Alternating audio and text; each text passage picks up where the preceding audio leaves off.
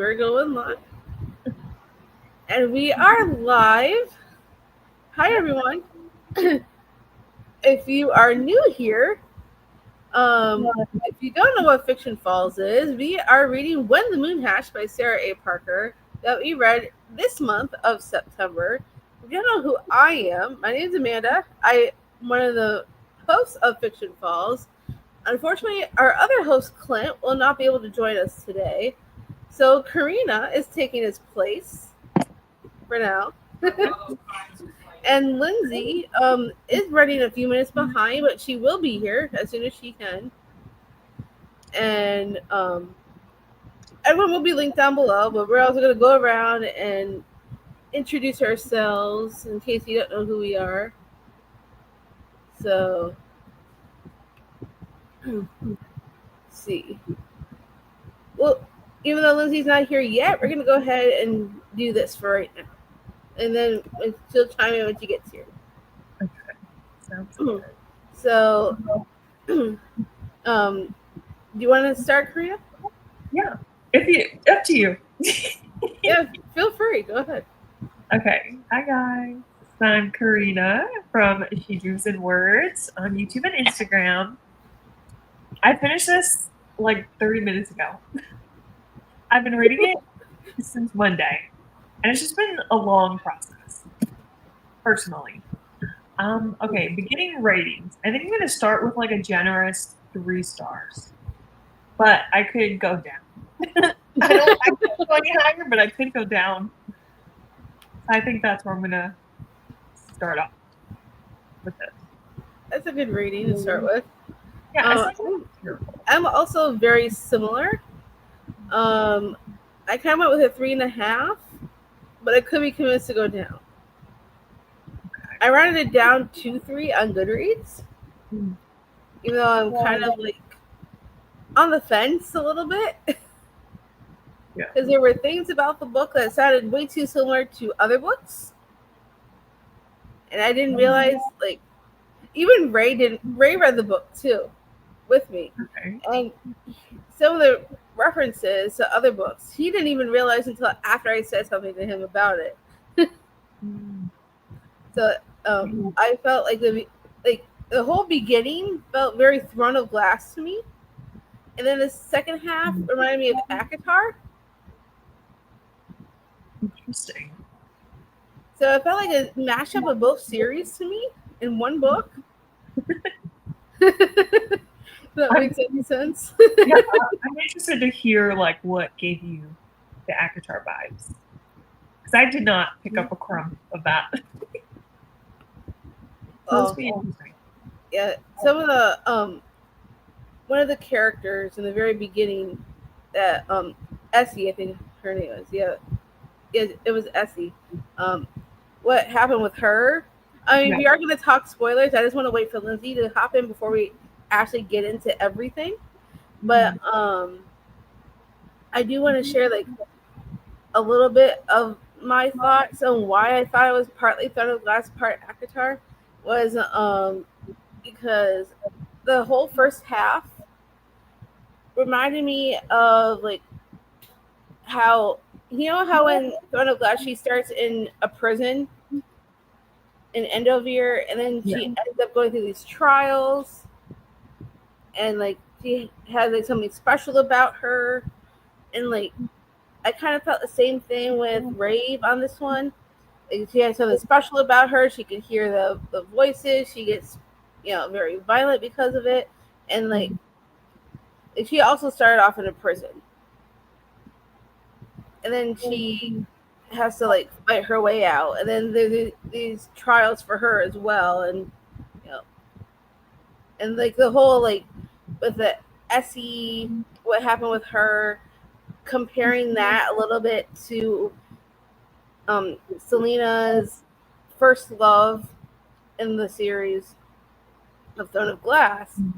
Also, like the way things ended up with him reminded like Essie from this book. It is reminding me like similar vibes there with the the people that care about the most in the beginning of the series for the both of Right. them, you know, passes and Like that kind of sets off the course for her journey. yeah. Yeah. And then the way she and the way the main character in this one, Rave, acted reminded me a lot of Selena. And the way she was, at first I was thinking she's gonna be my favorite female main character ever because I really was enjoying her until halfway through the book, and I thought started to change a little bit. But the first half, she reminded me a lot of Selena and the way she acted and stuff like that too. Mm. And then once we get to the halfway point, I was kind of it was around the time she fell off the cliff, and everything that came after just felt very the way how like in Akatar Farah, like she kind of finds herself in this court and everything is just different and everything changes for her. Felt the Mhm. same kind of way in this book with the way things changed and like the world just dropped away and like everything was just different after she dropped off the cliff in this book. It is it was it felt like very similar to Thera, but with dragons in this. Interesting. The way like even though the her as a character itself reminded me of Selena, the world building and everything that happened in the second book just reminded me of like Feyre and that world. Kind of. If Okay. that makes any sense.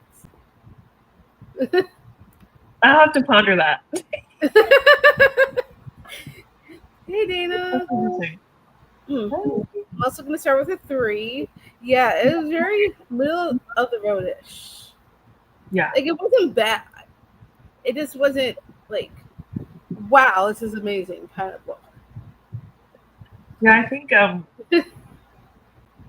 it's it's just been so hyped. Like since it came out, it's just been like pretty hyped. So I guess maybe going in my expectations were high, like, oh yeah, I should love Yeah. this. And then I read it. Yeah, one of my other friends, Libby, she Mm. gave this book 5 stars. She said this was absolutely amazing, and she very rarely, if at all, gives very. She's very critical in her thinking towards most books. She gives a Mm. lot of books that I really like very low ratings, and when and so she's like, there's only one book that we ever jibed on, which is the only one left by Riley Sager. However, for the most part, she's very critical. And when she gave this book 5 stars, I'm like, okay, I'm looking forward to this. And then, unfortunately, it just didn't quite live up to that hype for Yeah, me. I agree.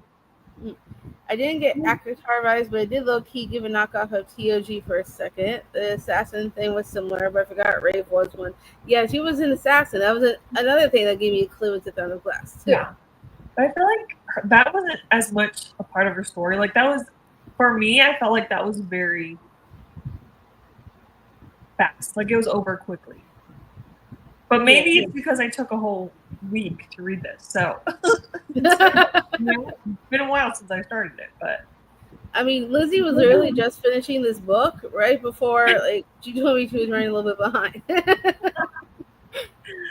it's it happens. Yeah, it happens. But at least, it's fresh in your mind and you know, and it's easy to Yeah. remember stuff. Like, there were some names that I completely forgot who they were since I read it. I had to keep going back and forth to like from the map to the glossary to like I'm like, this is a lot. Right? Data says I agree, Karina. I felt like it was said to just make a comparison to Throne of Glass, but it wasn't really a part of Brave. Like clickbait. For real. Because I really wish we got more.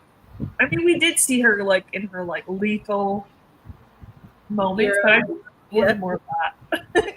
Exactly. Like she was like so cool in the beginning, and the way like what's her the goddess that is in her head, like I wanted to see more of that, in the rest of the book, and we only got that part like in the first half.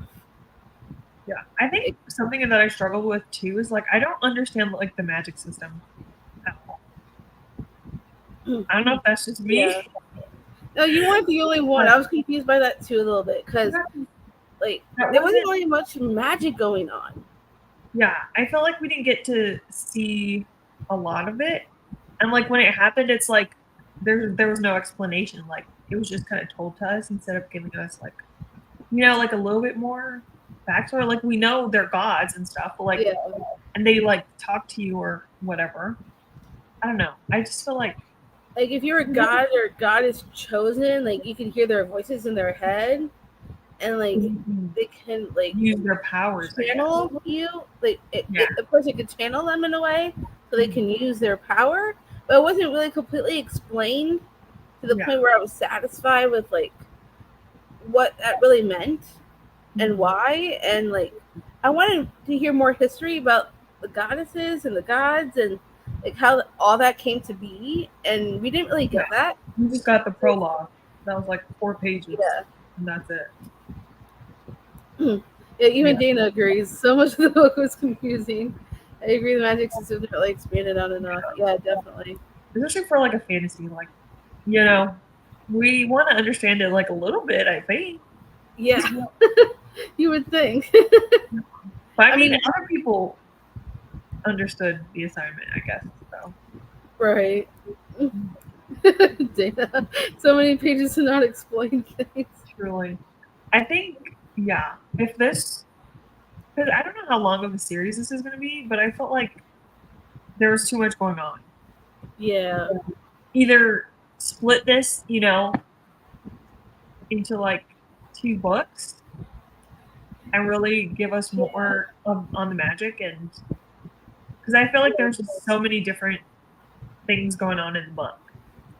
Yeah, it felt like two books in one. Yeah, I think if she had cut some of the stuff out and like expanded on more of like the beginning, like how Mm, like Rave as her own individual person right. a little bit more. And then like how okay, since we're talking about Throne of Glass, how book 2 really shifted the plot of Mm, the series. Like I wish they would have done it like that, which yeah. I guess maybe that's what she was aiming for, but I feel like it could have been done differently, in my opinion. Right. Yeah, I get that. Mm, too much is simultaneously not enough. No, truly. Exactly. Like I don't know how that makes sense, but it does in my brain. Right. Yeah, because I felt like kind of like the journey that she went on in the second half of the book. I think that's what made me think of Akatar a little bit because of the journey that she went on to discover herself. Mhm. Is I think that's why it kind of reminded me of Feyre a little bit Yeah, I can see that. Like because she was trying to figure journey, out who yeah. she really is as a person Mhm. and about how her past is catching up to her and like she's you know trying to figure out who she is Yeah. without a love interest in the picture. Right. Yeah. Okay. Okay. Do we have a question coming up? Oh, we got plenty of questions, and yes, we do have one on their relationship as well. Okay. Because I just want to talk about that one spicy scene that was like not really a complete spicy scene because that felt very abrupt. Oh, It the was like, one where before she left that house to go and went yes, to the before cliff. she got taken to the other freaking Yeah, place where she was the Kolu or whatever. That was weird to me. it was weird, and it kind of came out of nowhere. I It felt. was very weird. And I could I just, mean, you really know the guy. I'm just picturing that scenario.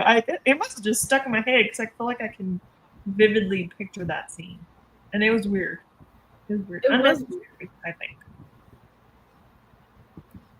Yeah, we have a question about this too, Dana. The pacing felt off. A lot of it felt kind of repetitive. Then all of a sudden, she would be like, "Okay, this is cool." Yeah. Yeah, I felt the same way actually. Mhm. I'm like, I do have a question about the pacing, okay. but we will get there. LMG give the fine print vibes and wanted to throw the book. I actually like the fine print. Good for you. I think I gave that one like 4 stars. Did you? That's 3 more than I did. I remember Dana called it a trope salad. Yeah, and it was. But then again, I happen to like a trope salad. If it's done well, like she just did, she could have taken like 6 tropes out and it would have been fun. Right? Oh, it's okay, Dana. We often conflict on books a lot of times, so it's okay. Sometimes when Dana recommends something to me, like I don't always like the same things that she does, and vice versa. Sometimes she doesn't always like the Mm, same things I do. So it yeah, happens. That's what makes for a fun discussion, at least. yeah, I agree. Mm. I agree. Also, I know before Lindsay gets here, I know this has nothing to do with what we're talking about, but I do want to recommend a different book, just because Okay. Ray and I read it together and really enjoyed it overall. But Okay. Silver Cloak by L.K. Stephen. Oh, She's okay. also the same author who wrote Our Infinite Face that Clint and I absolutely loved. But Yeah, with a pen name, it's her adult debut. I do want to read that at some Ray and point. I recommend it. I'm glad you liked it. Did you both give it 5 stars? She does. Yeah, totally recommend it. Yeah, Ray's like totally recommend. Okay. I have it on my list to get to at some point. Yeah, she's becoming an author I also really love. Mm. Dana. I know Yeah. it wasn't for everybody. Yeah. Do you want to get into the questions and then we can ask Lindsay when she gets here? She Um, wants to chime in, just because I'm not I was sure how hoping long. Lindsay would be here, but I guess we could go ahead and get started. Yeah, just jump in because we got a lot to talk about. I'm sure. We'll start with characters. What did you think of them? Any favorite or least favorites? And what do you think of their interactions? Okay, character. There were so many, Right? so many to keep track of. There were a lot. There really is. I think my favorite. What's her name? Because I got to make sure I got them in. Oh, Bea. Bea. Hold on, perfect timing. She just got here. Oh, perfect. Hi. Hi guys, sorry I'm a little late. My It's chaos okay. as usual. It's okay. We just did like our beginning ratings and like what we thought of the book overall. So if you want to do that, then we could get into this one. Okay, can I be honest? Absolutely. I'm on chapter 68. I just barely didn't finish. However, I feel as though I know what's going to happen. And we'll get into this a little bit. Like, I can think right now, I think it's sitting at like a 4.25 stars for me. What did you guys give it? So right now I'm at a 3.5, but I could be convinced to go lower. Okay. I'm at a generous 3. Okay, I can't wait to hear. Like, maybe you guys will convince me to go lower. Now, wait. So, knowing that I'm on chapter, how many total chapters are there? Like, 89. I think I have like 100 pages left because they're short chapters. Yeah, they really are. That's what Ray was saying too, how short the chapters were. Were they? So, what was it like? A 3-point-something star all the way through, or did the ending drop stars for you? For me, it started out as like I was loving this, and I was like at around a 4 or so at the like 4.25 maybe, close to it in the beginning, and then there's a weird change for me in the middle after she drops off the cliff, and it goes from there. About how like that whole change with the scenery and like the new customs and like this new world that we're getting into now, like it just felt like so off to me, like it came out of nowhere. Yeah, like I didn't understand what that had to do with the rest of the story, and I was just so confused, and so I kind of dropped off from there as we kept going, and then it started getting slower and slower, and then I'm like, I didn't see any character development, nothing was happening, and I was just getting bored. Okay, interesting. I have something to add to that, but I'd love to hear Karina. For me, I don't know. See, I'm I'm a little mixed on how this book went because it was so long and there was like a lot going on. I felt like the magic system, I don't know enough about it. Mhm. I didn't really love the characters, although Bea was my favorite. Oh, So like did Dana. 10% of the book. Yeah, Okay, so this is the reason why I asked, because Mhm.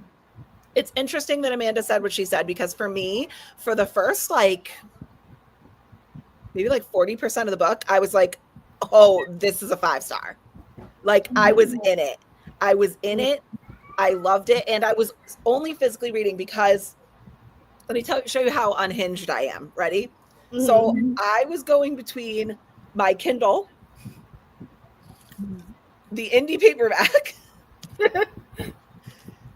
the traditional hardcover, and the fairy loot. I have so many versions of this damn book. And I was like, I better love this book because I have so many editions of it. Yeah. And for so long, I was like, oh, this I think may be a 5-star.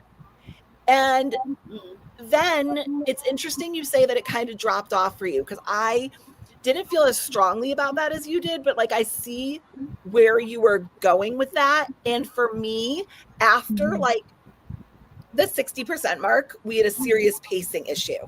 Like it's gotten so slow. And the first 50-60% wasn't like that.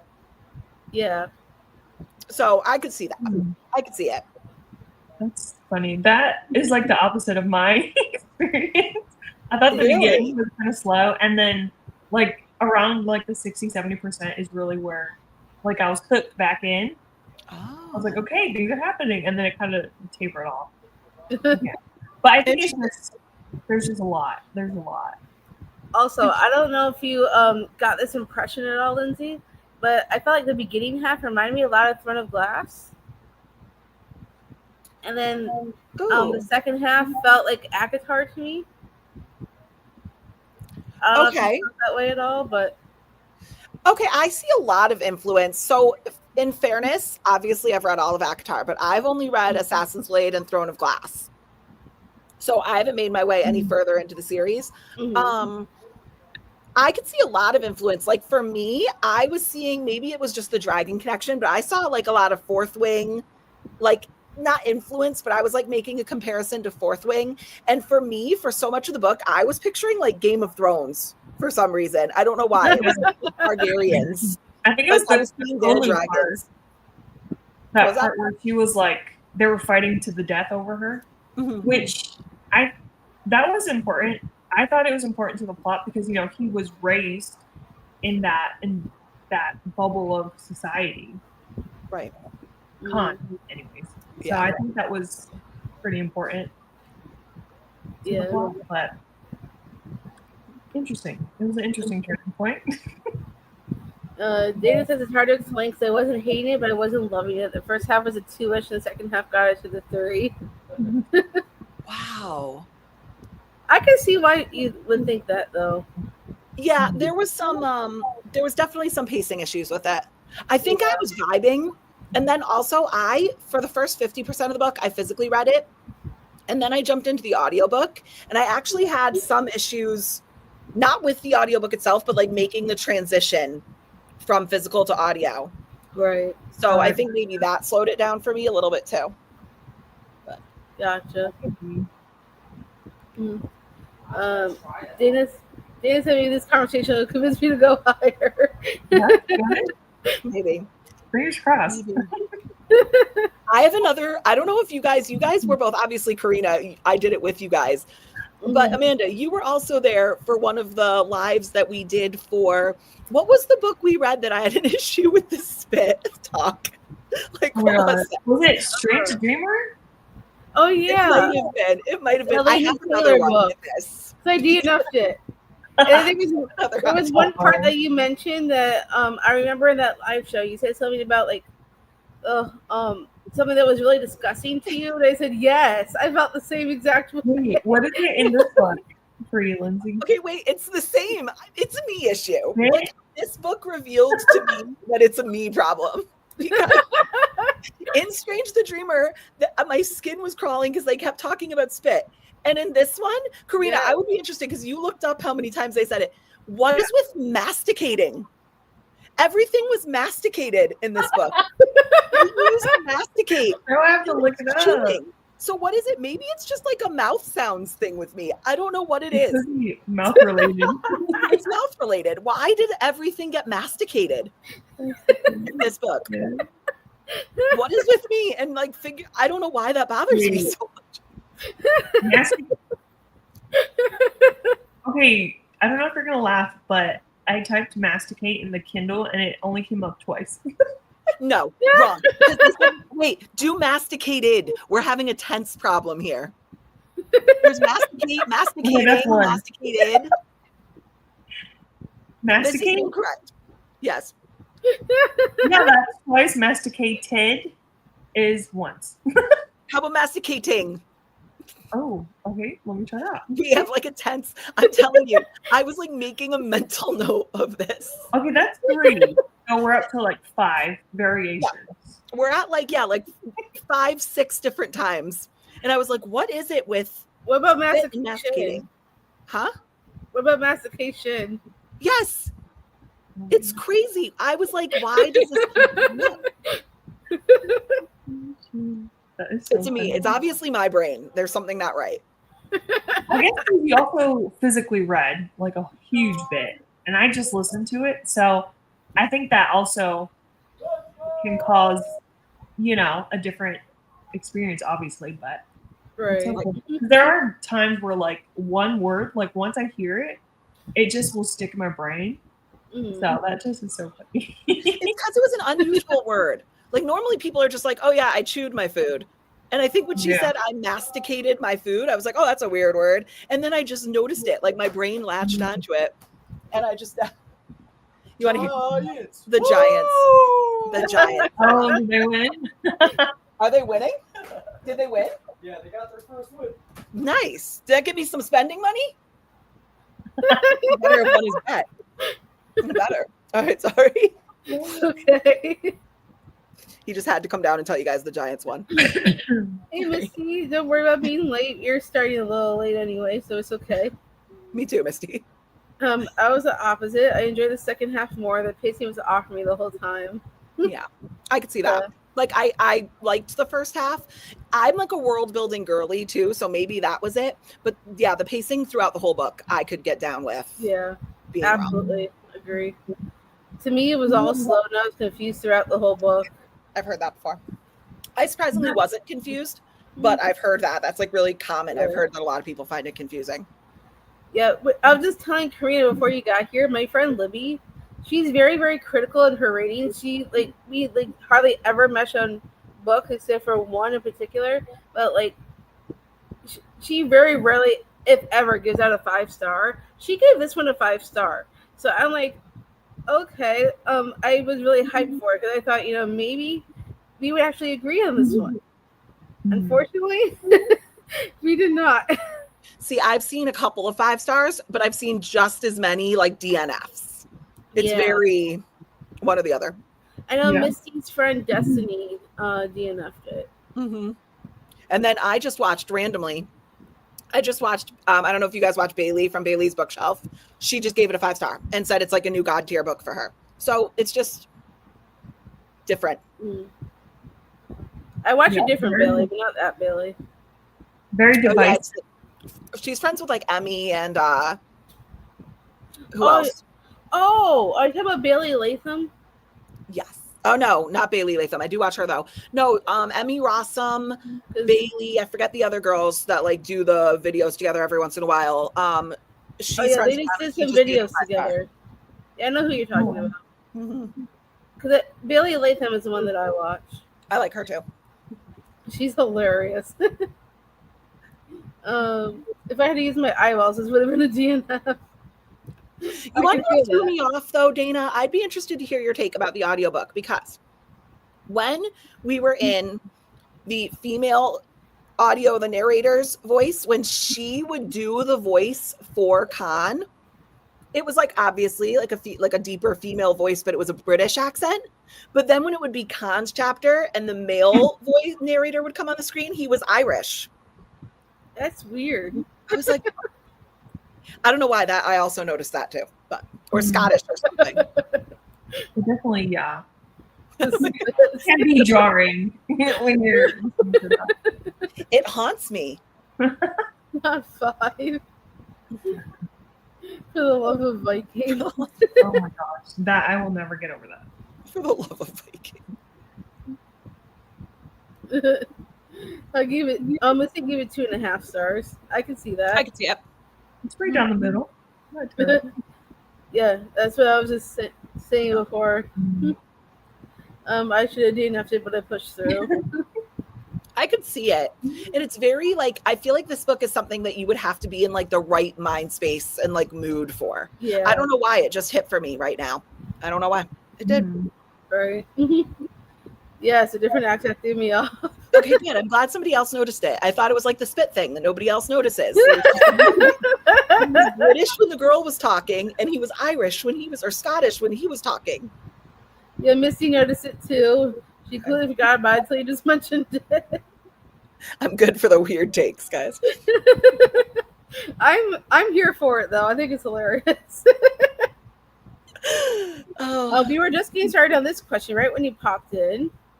What do you think of the characters? Any favorite or least favorites? And what do you think of their interactions? So I liked the characters. I didn't have any characters that I like absolutely hated. I mean, I guess the mention of Khan's dad, but like Khan took care of him. Like I didn't like him. I liked the characters. I didn't have necessarily a problem with them. Like none of them like irritated me really. I will say maybe this will come up later, so I won't say too much, but I did feel like their storylines for me, shockingly, was a little predictable. Like I kind of called it right from the beginning. I knew what was going on. And maybe that's just because I've read a lot of this type of book before, that it wasn't like original, like it's been done. Yeah. I felt that too, actually. Okay, good. A favorite. I actually liked Khan. I didn't have a problem with Khan. I liked him. I liked Vaya. Is that how you were pronouncing it? Vaya? Yeah. I liked her. And then I liked, let's see. I liked the dragons. Can the dragons just be like as part of the whole? I always like the dragon. I don't see why not. There you go. The interactions were fun. I had no problem with it. I felt that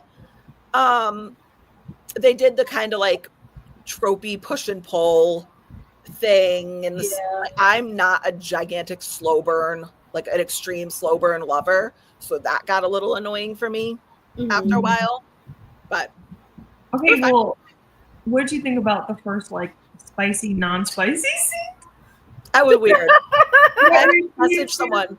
I was talking to a subscriber who knew that I was reading it, and I don't know if Cheyenne's on here. She might be, but I was talking to her, and we were chatting about the book, and then all of a sudden I was like, well, that escalated quickly. And then I was like, never mind, nothing happened. Like that was what I said, and it was kind of strange. It was a lot of the book that I didn't necessarily know that it had to be in there. Like, for me, 700, 600, 700 page books, 90% of them could be cut by 200 pages, and they're just unnecessarily long. I agree.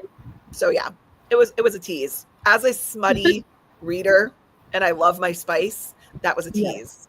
But I feel like it would have served the slow burn more if it just wasn't even in the plot. Like if she just cut that out, it would have. Yeah, you did the thing. You're gonna have to like, this isn't gonna be a one-time thing for me. And I was like, okay. We'll see. I thought that was so weird because like it's like you barely know each other, and you only like kind of just met like fairly recently. Like, I get you think he's attractive and all, but like, yeah, I guess for him, like he knows the memories behind who she was, you know, so it obviously is going to mean more for him. So like I can see that, but Well, Lyndsay also hasn't quite finished yet, so I don't know if she's gotten to that point yet. She also, I don't care. I could probably predict it's going to be.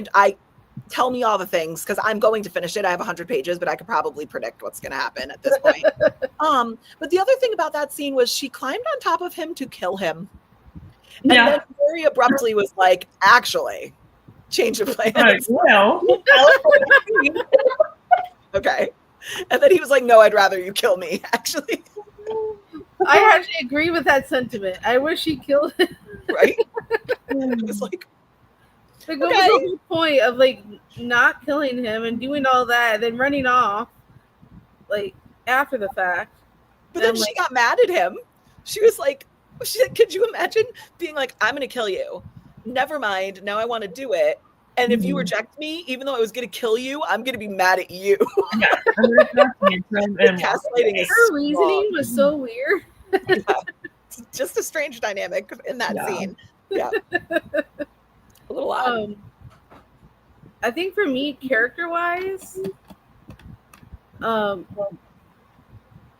it kind of came out of nowhere, I like that fate herder. Oh yeah.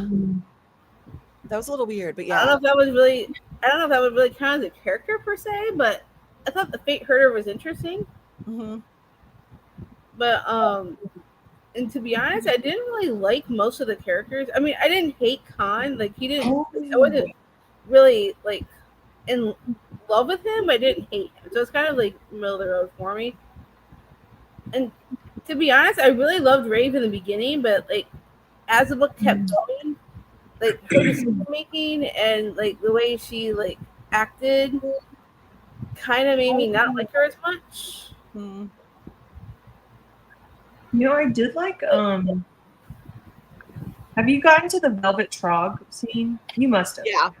That was pretty cool. I liked that scene. I thought that was fun. And like her little Woto prison friend. I liked him. You know, the little like rat guy? Yeah. Oh, what's his name? The like thief. Yeah, he was cool. And the truth tuner or whatever that was across from her. I liked those characters as a whole. Like I thought that was a cool element of the story, and it came up in her court or her trial too. I hope they come back around in the series. Which are you guys going to read the next one when it comes out? I do have unanswered questions I want answered. So yes, I will continue just because I'm curious as to like what's actually going to happen. Not because I really, really am excited to read it, but more like I just need to know what happens just so I can put my mind to rest. Like I'm obligated at this point. Like I'm not going to be. Yeah, might as well, right? Like I'm not going to buy a physical copy of it, but I'll like listen to the audio or something. And also, before we do more questions or get into the comments, I do want to mention like the part where Ray finally gets to know where she came from originally. I don't know if you got that far, Lyndsay, but I could tell you. She's like back with her people and stuff like that. Mm-hmm. The way like Ray was treated, I wasn't a big fan of, mostly because I felt like they know that she doesn't know who she is from before. So why act as if like she knows when she doesn't?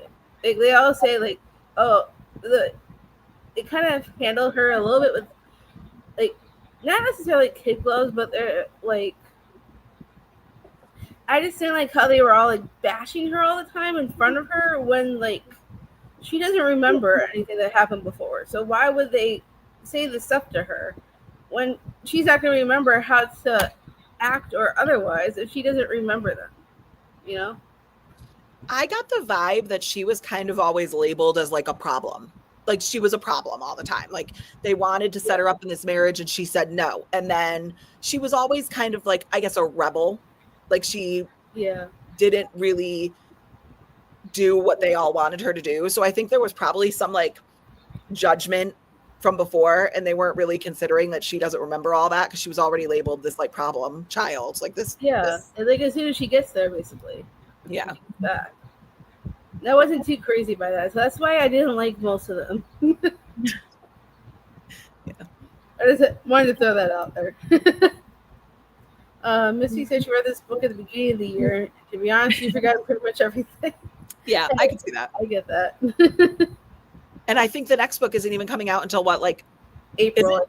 April now? Yeah. Missy said she didn't think she hated any of them, so that's a good thing at least.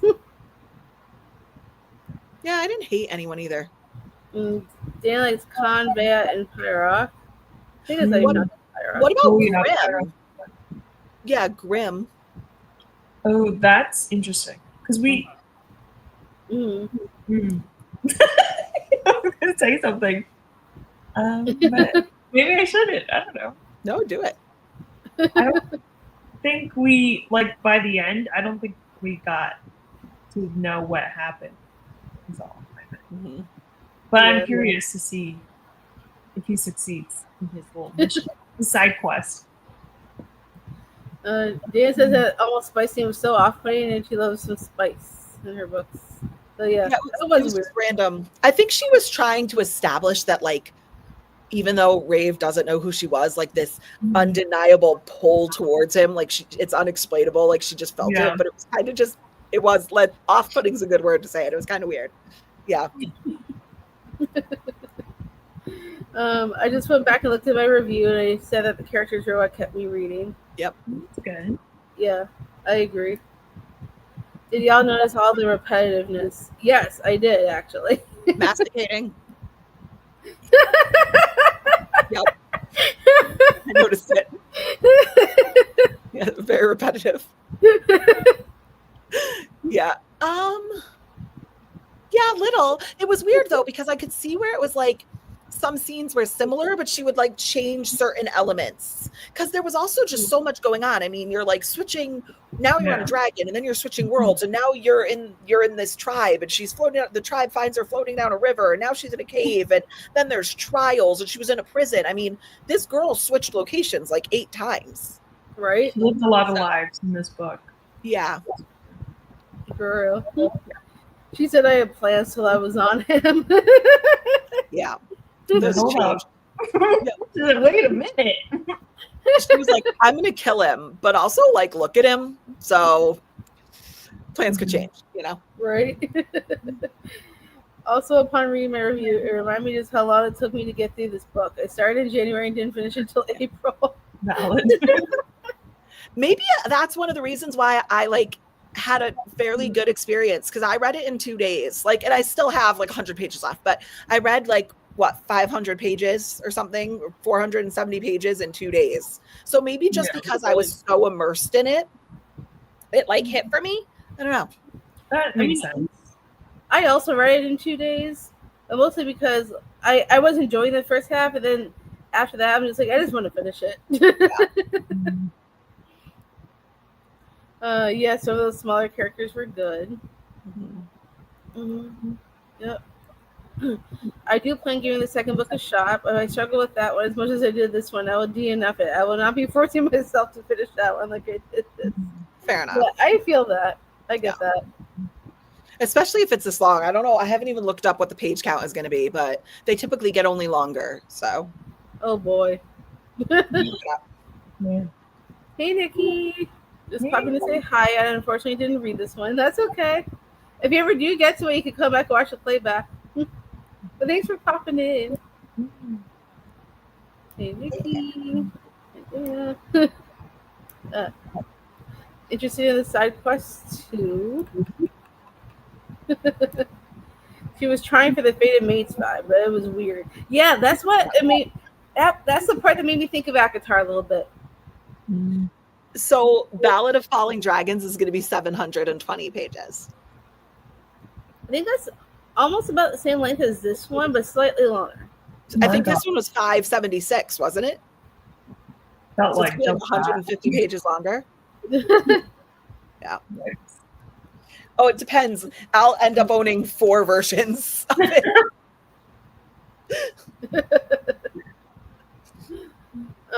She would say the same word 3 times all throughout the book. It was so often that it got annoying. Yeah, I get that. That didn't happen for me, surprisingly. But Yeah, that wasn't too bad. I also was I trying. I have a thing with nicknames. Like sometimes nicknames get repetitive. Okay. Yes. I also want to Moonbeam. chime in on this nickname business. Sorry, are you done? Oh no, go right ahead. Yeah. I thought that was funny. No, so he called her Moonbeam, which was so cute, so like sweet. And then Prisoner 73 or whatever, I was like, that was dumb, in my opinion. I didn't like that. Where did 73 come from? Did she just like give herself that? Like I don't understand. She just was like remember they gave her that number, like assignment when in the beginning.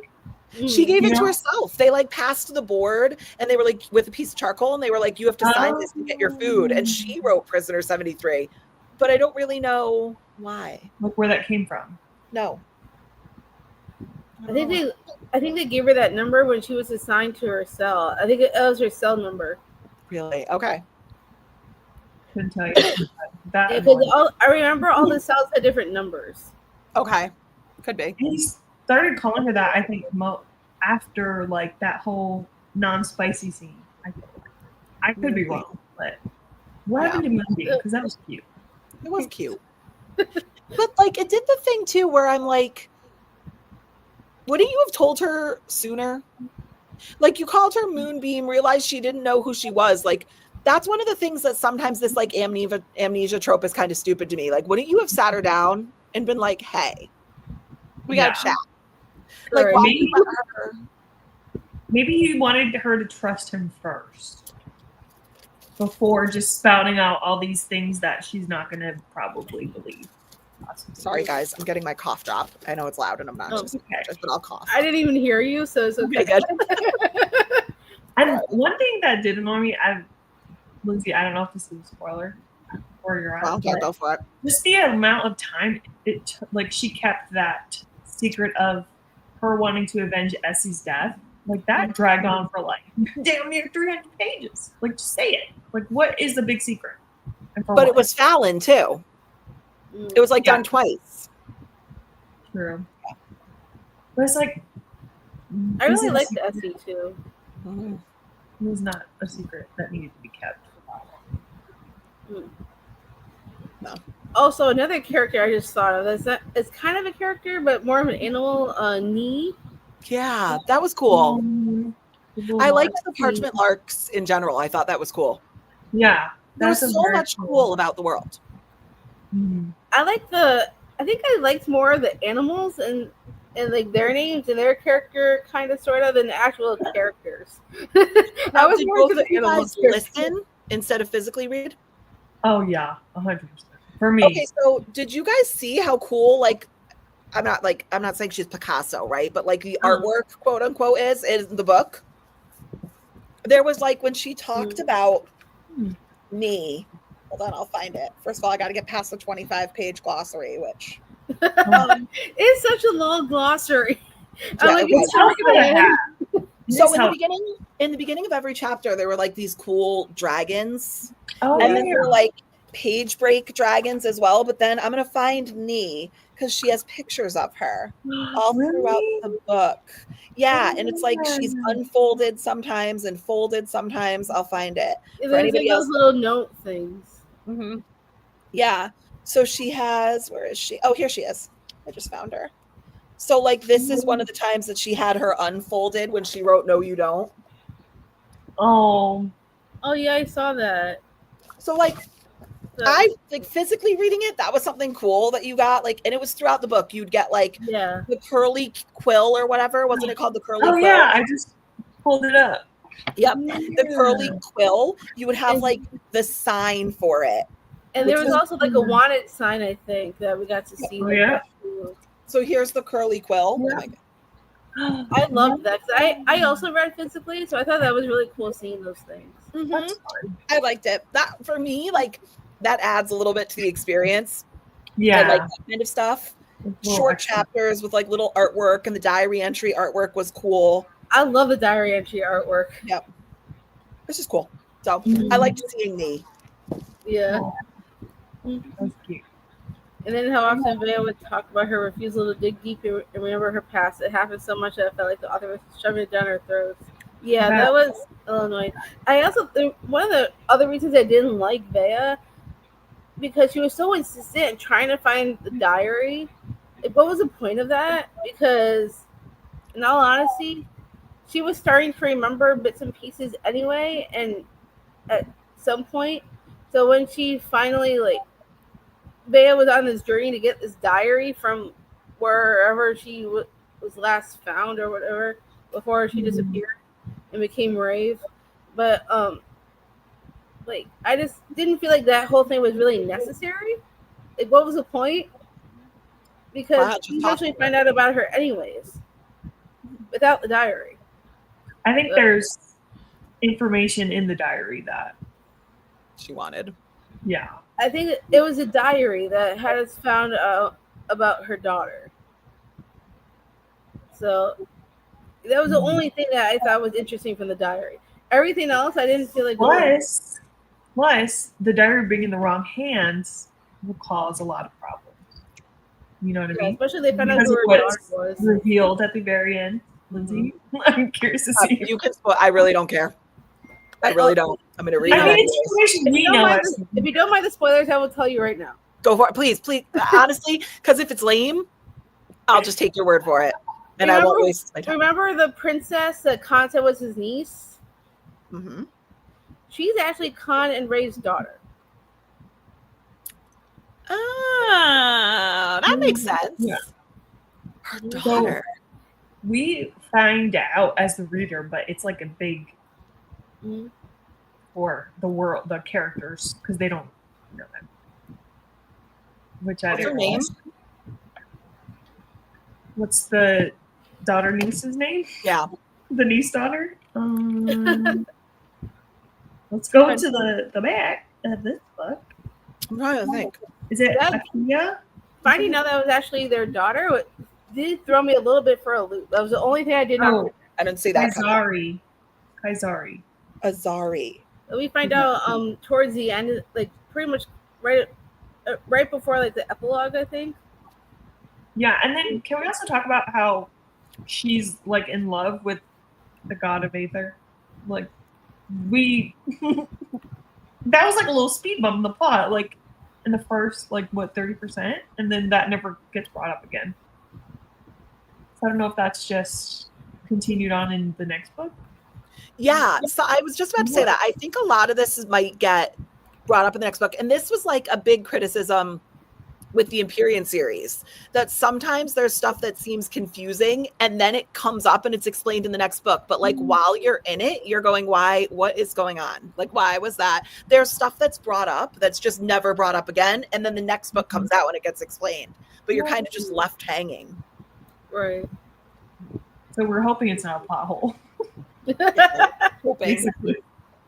But there was a couple of plot holes that I noticed too. So hopefully that get tied up in the sequel. Yeah, I would imagine. It's only book one for a series.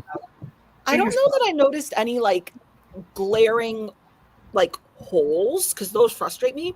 But what I will say is there was plot complication that I was like, I just feel like they tried to do a lot.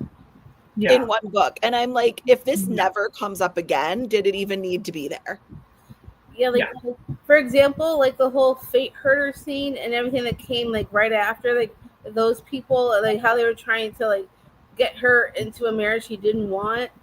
I felt like it was completely unnecessary to what the actual plot and what was going on. I mean, yeah, she could run away, and then all of a sudden, next thing you know, Khan's finding her. But we could do that in a way where you don't have to have that scene. Because I just didn't feel like that scene really added anything to the book overall. Well, it just felt like it was... Because wasn't there like a prophecy involved? Yeah. Her kids would be the whatever the heck. I forgot. That's what they were saying. Yeah. It made like no sense. Like, where did this prophecy come from? Like, no one even like... We didn't even dive into like explore that at all, like in the history, like where did this prophecy, how did it even start in the first place? You know, like, it just kind of felt like so. I got that kind of, but for me, it was like the weird couple of chapters written from the other's perspective, and then up until now it just never comes up again, ever. You know what I'm saying? Like it was Rave and then she was the other. Remember that when it was like the other, that creature that she turns into? And it also wasn't explained, like whether at first I was texting Cheyenne and I was like, did she physically transform into some sort of creature, or was this just like her vengeful alter ego? And I'm like, I thought it was Claude, like taking over her body or whatever. Because doesn't she have communication with the goddess of air or whatever? yeah. So I just thought have just said Claude. like maybe her subconscious like clicked over to a different entity, and that's who the other was. Well, but Claude helped her when she was the other. Remember, so she went into that. That's where she like meets Wreck or whatever his name is, and she kills all his soldiers. Like Claude steals the wind from their lungs, and she throws the blade, and that's what throws her in the prison. What was that other thing? It just never came up again. There was randomly like 2 chapters about the other. Oh, the other was actually the goddess that was in her head, that was using her body. So it was Claude? Yeah. Did that get confirmed? Because I know there's another chapter that you'll stumble upon, Lyndsay. It's kind of like a third point of view perspective of like, basically we're seeing down on her, but from like the perspective of the voices in the song that's in her head. Basically. There's just so much going on. That's what it sounded like to me, and that's why I really like that first half, because I thought that whole thing with the voices and the singing was so interesting, and then it just goes away, never comes back again. I'm like, why? I wanted to know more about that. I want to hear the history of how like all that started. I want to hear more of that.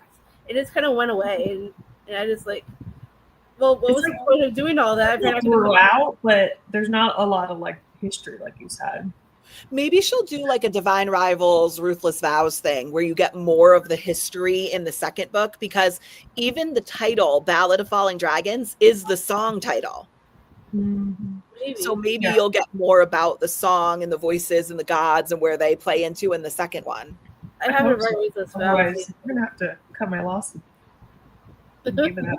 But you know, the craziest thing is like, as we're talking about it, like I'm getting more intrigued, and I think I would actually reread this just to like get a grasp, and like, you know, maybe I'll be able to understand things more on a reread.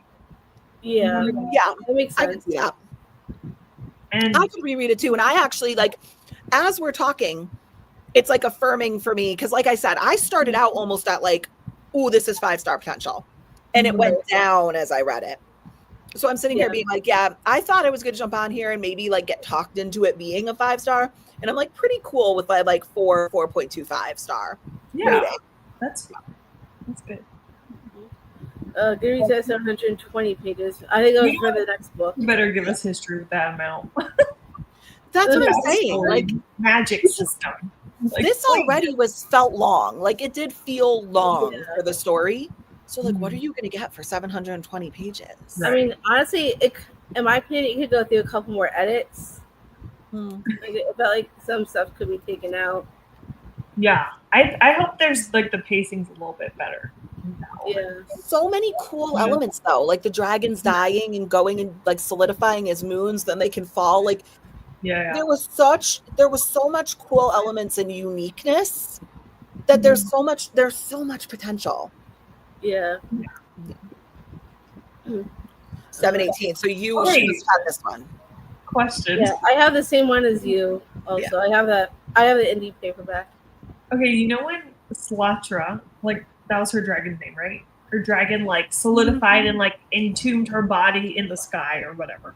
Oh, you know, I was so confused by that. By the way, I have a question for that. Just, okay. Well, did that remind anyone else of Avatar: The Last Airbender? I never seen that, so I don't know. Have you seen that? If anyone else has seen that, let me know, because. But I do have a question about the moon stuff. So yeah, we'll definitely get there for sure. How many questions do we have? Just curious. Oh, I do. Ray actually helped me find some really good questions. So Ooh, okay. yeah, we'll Perfect. get there. I think she Prisoner really 73. asked this for me. Mm. I listened to the audiobook while following along my physical copy. Yeah, immersion reading sometimes helps too. They wanted to know what happened to her from the time she left them with the entire Earth. Yeah, but they could have also just asked. Yeah. Someone talk to the girl. I think that's why they wanted the diary, because they were separated from her and then she plunged to her death as a dragon.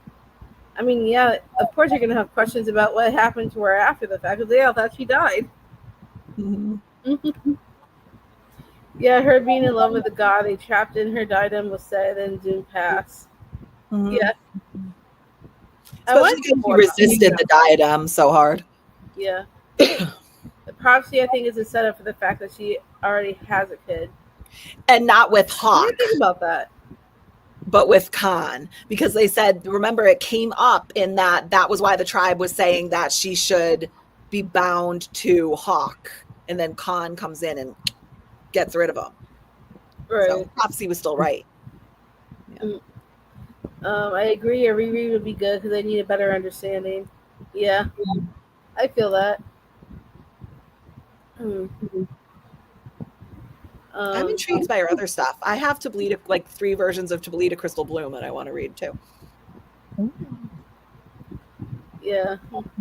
Well, hello. Thanks for joining. Don't know what those books are, but thanks for sharing.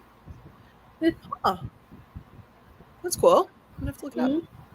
How could they ask her when she doesn't remember exactly? Yeah. It starts coming back to her a little bit though. Like she starts getting like the flashbacks. Like one of the spicy scenes was a flashback. So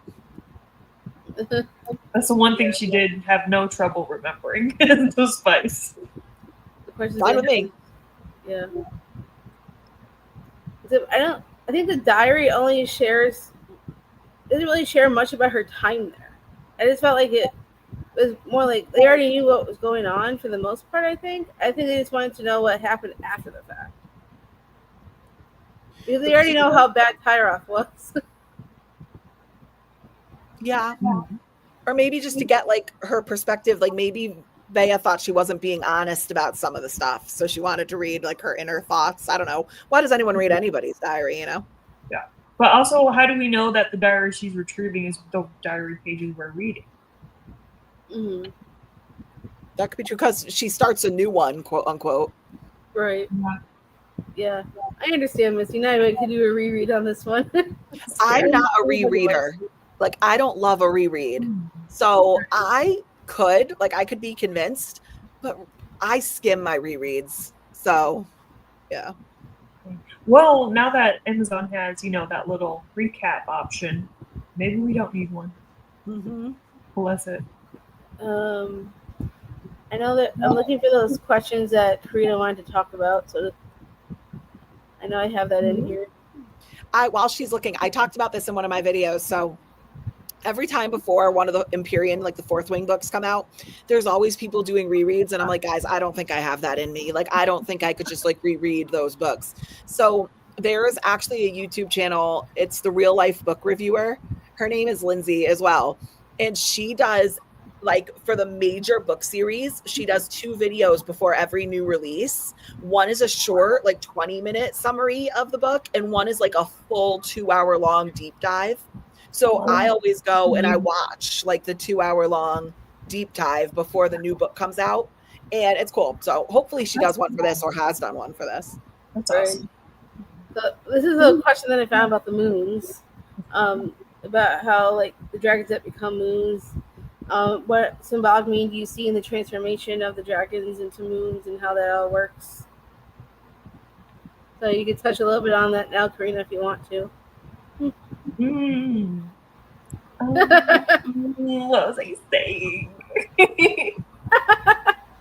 I mean, that whole thing really confused me, in all honesty, because I was so confused on like what like that whole process actually meant and what was actually going on. So I couldn't understand like what the moon and her dragon, or um like how they intersected, and like what, and like I was so confused on what all that meant.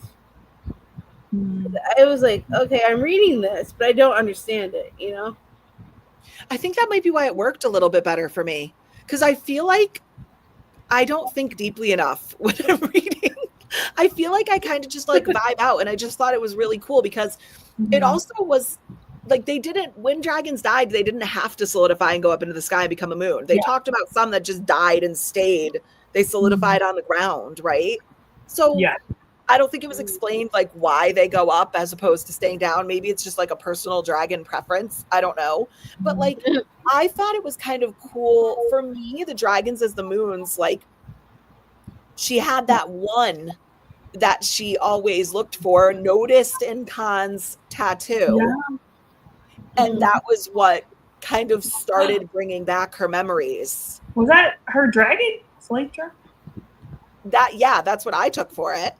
I did not put that together, but did I actually make it that had a deep thought about a book? I did not even like having that thought, but that actually makes sense. Yeah, that's how I because she it. talked about how like her wing was damaged because that trek she made to follow her to the burn or whatever. Yeah. Yeah, I just didn't understand any of it really, so I just kind of like, I think that's the part where I was confused the most. Maybe how all that worked with her dragon, like taking her up into the sky or whatever to like keep her safe, I guess, or until she fell. Was because obviously she has a bigger purpose than dying in book one. You know what I mean? I mean, so I'm sorry. Go ahead. Now I am curious to see like if that is further explained. I mean, maybe I'll find out on a reread. Yeah, I thought that was interesting. I know they were putting her dragon back together. I wonder, like, if in the next book, like, they're gonna revive her dragon in some way. Oh, that'll be interesting. Because of how they were putting her back together. Yeah, he's collecting all her pieces. Which, how do you even know that is her dragon? Slave dragon. That's why I thought maybe if he's collecting all the pieces and trying to put her back together, is she gonna be revived in the next book? So that'll be interesting to see if that happens. Yeah, a lot unexplained. Very much. She left Khan and had to go marry live with her off. I think they want some information on what could have led her falling from the sky, like things that led up to it. Yeah, makes sense. I love rereading, but I only reread books I love usually. Yeah, I feel that. I do that too. Yeah, because why waste your time on it? Yeah, I've reread Harry Potter like 10 times, but besides for that, I'm not a huge reader. I reread fourth main series every time there's a new release. You are ambitious. Not me, I cheat. I was wondering if somehow a dragon could come back if all the shards were found. Yeah. That's what I assumed. Yeah. That's pretty cool. But that might be wishful thinking. Well, we'll see what happens in the next book. I'd be interested to see if, what? I will give it. Go ahead, Karina. I'll say I will give it to Khan for like putting the effort in to collect all the pieces. What a slay. He gets points for that. That was like, okay, so there's like maybe what you could consider a plot hole, that it's like, okay, but why was he collecting all these shards? Like, what was the purpose? What is that? So I guess that could be, but I'm assuming that's going to be explained because like Karina said, like, other than just like a nice gesture, what was the point of it? So. I think he did say like he knew she would want to see art. He did kind of make a comment, but it could be further explained, I think, for sure. Well, and maybe just to show that he's been thinking about her this whole time. Yeah, he's been in love with her. Like he hasn't given up on her. Not even for a second. Nope, not for 1 second. Consider the relationship between Raven Khan and how do power, trust, and past trauma shape their bond. When did you see the balance of shift between them? Go ahead, Karina. Um, Your thoughts. Well, he was very patient with her, I Yeah. will say, because he Yeah. really like worked to earn her trust again. And we knew she wasn't going to kill him, but I think that just showed maybe how much he did care for her and how much he's willing to do. Like he was willing to like let her go, venture off, Mm-hmm. even though like he knew the consequences that could come because of it. And I think that's what like love is. You have to let the person you love sometimes like find their own way. Yeah. And past trauma, that's a deep one. I will say, I guess we saw a little shift in the balance when she did actually run away and got kidnapped, and he decapitated somebody for her. Like she was like, "Whoa, I like what I see." He likes to decapitate. He decapitated his dad too. He likes to throw heads around. He does. He does. I noticed that. Is that why the twins hate him so much? Because he like killed the dad? Would assume so. Because they were like him, right? Alstern, King Alstern, like those two had the same mindset as him. As like almost Yeah, like she and Rave thought he did too in the beginning. That's true. Yeah. That reminds me of, since we talked about it, Harry Potter and like the what do you call them? Sirius Black. Yeah, like the Voldemort. Death Eaters. Is that what they are? Yeah. The Death Eaters. Like they had that mindset, and Khan was like the oddball. Yeah. Okay, I can see that. Yeah, I agree with everything you guys said, pretty much. I didn't really like. I think the balance really shifted around that time when she ran away too. So I feel like was he right after her? He was like, "I'm not letting her out of my sight again." Yeah, I liked them. I liked Raven Khan. I thought that there was. I don't think there was. I mean, I guess there was a power struggle before she realized who she was, obviously, because he wasn't going to give in to him and she had this misconception of him. She didn't remember him. But I feel like he trusted her more than she trusted him from the beginning. And obviously there's a lot of trauma for both of them. But I actually didn't feel like the trauma bond was super strong. I thought that they were bonded before it. Yeah. I liked them. But the balance shift, I don't know when I saw the balance shift. Honestly, I saw a big shift after he went and rescued her from the tribe and fought and killed Hawk, and then was like, I will bind, like I will, what was that? He gave her that like respect and made himself beneath her. Oh yeah, he was like bowing for like an extended period of time. Yeah, and saying like he would be willing to give up his life for her because she is his basically like superior. I think that for me, that's when I was like, whoa, there's a dynamic shift there for me. Yeah. Khan was a yearning king. He certainly was. He was like waiting for her the whole time. He said something about he knew it would break her heart if her dragon was in pieces. Yeah, she would want to see her whole. Isn't that what he said? Yep, that's what David says right here. Yeah, because it hurts knowing she's not whole. Yep. I love that. I love that line. Oh, never mind. I think this is going to be a spoiler for Lyndsay. I just got excited. Well, she just said she has my spoilers. Go for it. Okay, it was interesting because the one thing I wasn't expecting is that there was more to it than her family just being like dying for no reason. Like, you remember how that happened? Like, we did find out that there was something else going on. Did you learn that yet? I don't think so. I'm probably like right there though, because that sounds like the part of the story that I'm like getting to. Okay. So, yeah, I think it was like closer to the end. But that was a nice little plot twist that I didn't even think about. Like, there was more political than anyone would have thought, at least for me.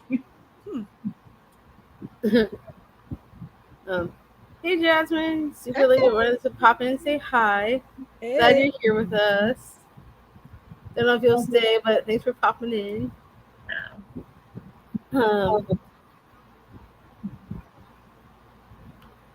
Let's see.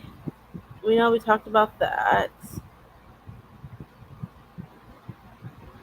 I don't think we talked about this yet. So she's first introduced as a null. How does her status and the way others treat nulls comment on prejudice or power hierarchies in this world? That's a good question. I mean, people think of nulls as like peasants, you know, especially in the beginning when that other musician, which Yeah, I forgot about that, but Who kind of betrays her. yeah, yes, and then gets her own end. But yeah, it is the reason why Essie ends up dying. Yeah. Right. I felt so bad. Like, I got the point of the nulls, and I liked the element where like the iron would get rid of your powers and stuff like that. Like, once again, so many interesting elements and ideas in the book. I'm gonna be honest with you, I don't really feel as though they developed a lot of plot line about like prejudice. Like, I can't think of a part where I was like, oh wow, these nulls are really downtrodden. Like, they touched upon it a little bit about, and it wasn't even so much that the nulls were downtrodden as it was that like there was obviously like these are the elites and then there was kind of everybody else, right? Like, you either had a bead or multiple beads and you could hear the voice of the gods or you couldn't. So I don't really feel like it really touched upon that. I don't think there was a part where I was like, oh wow, like there's a huge prejudice here. I feel like, you know, there was the 1% and then the other 99% of the world, you know? Yeah. I think. Sorry, go ahead. Sorry. I think for like nulls and stuff, I feel like mostly in the Fade and the Shade is where they would be more looked down upon, if that makes sense, because of the twins.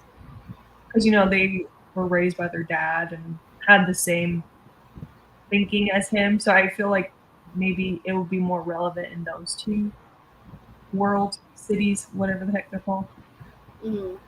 If anything, I felt that more people, like, instead of like nulls trying to pretend they could hear the gods, I felt like there were more people that actually had powers that were pretending to be nulls. That's true. Like, maybe there would be more of a target. Yeah. For some reason. Yeah. But I don't know. Because like they touched on it like in the beginning of the story, then they never came back to it. It is what was that guy she was wanting to take care of because he killed Ellis? What's his name? Which one? Rack. Yeah, like he was for sure. Nulls are scum on the freaking toe of my boot. He definitely hated them and was like, I'm better than you in every way. This whole thing with the nulls kind of reminded me of a little bit of Powerless by Lauren Roberts. Yeah. With the whole like you know, elites and the what was it? Ordinaries. Yeah, the ordinaries. So it kind of reminded me of that a little bit, how like of the hierarchy there a little bit, kind of like when they put this in there, it's kind of reminded me a little bit of that story because it just seems, you know, it just felt like it. I felt like he was trying to put too many stories into one book. But even that though, like in Powerless, you had your main female character who didn't have powers but was pretending to have powers. Like this had flipped it on its head a little bit. That there were people who actually could hear the gods that were pretending they couldn't. You know what I'm saying? Yeah, that's what I thought was interesting because it reminded me of that story, but like slightly different. Like she turned it, which I thought was kind of interesting. And I wanted to see more of that play out, and we didn't really get a whole lot of it. Yeah, like, throughout the rest of the story, like we get like parts of it, in that first half, and then it just goes away. And I'm like, I would love to see that come back in the sequel and see how that plays into everything else that's going on. It would be interesting to know how long from start to finish this book took her to write. Because for me, it's giving me, I could be totally wrong. Maybe she wrote this in a day. Okay. But it's giving me the vibe that she almost took too long to write this.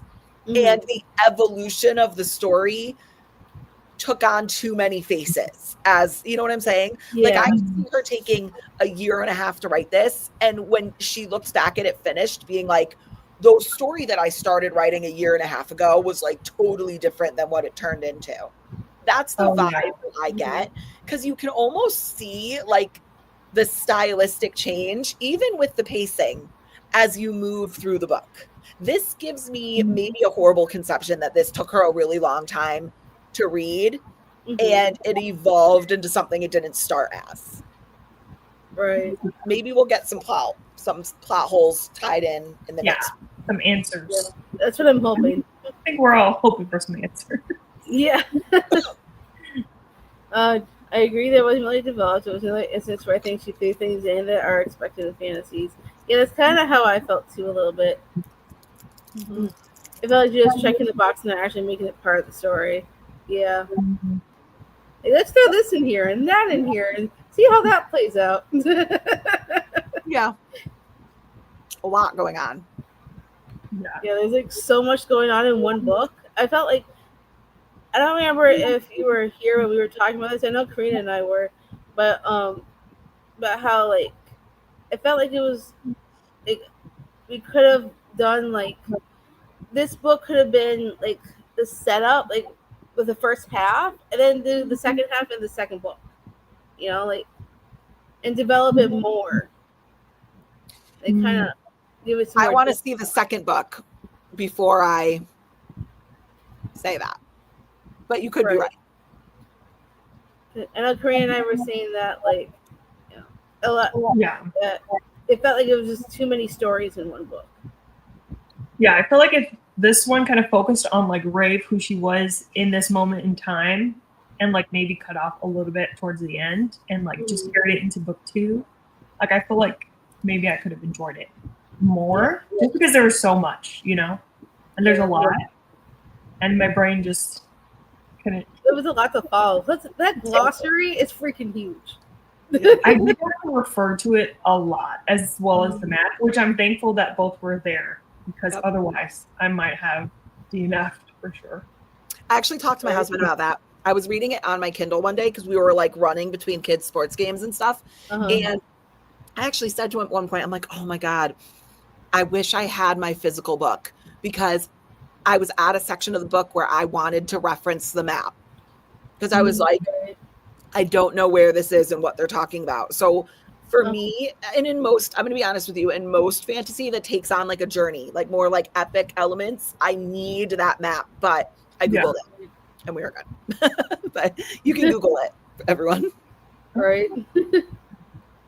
In her note, she said she was visiting the story since 2020. So I can see what you're saying, Lyndsay. Yeah. Yep. I'm not. Thank you, Dana, because that does not surprise me at all. And I'm going to be honest with you. I can almost excuse some of my criticism knowing that. But I feel like the story that she started out writing in 2020, I don't think she predicted where it would go in 2024 or whatever. You know what I'm saying? Right. Yeah. Definitely. Let's see. Did all those. You could probably do this one. The narrative is told from multiple point of views. How does that structure your empathy, suspense, or understanding of events? I'm a multiple POV girly. I like it.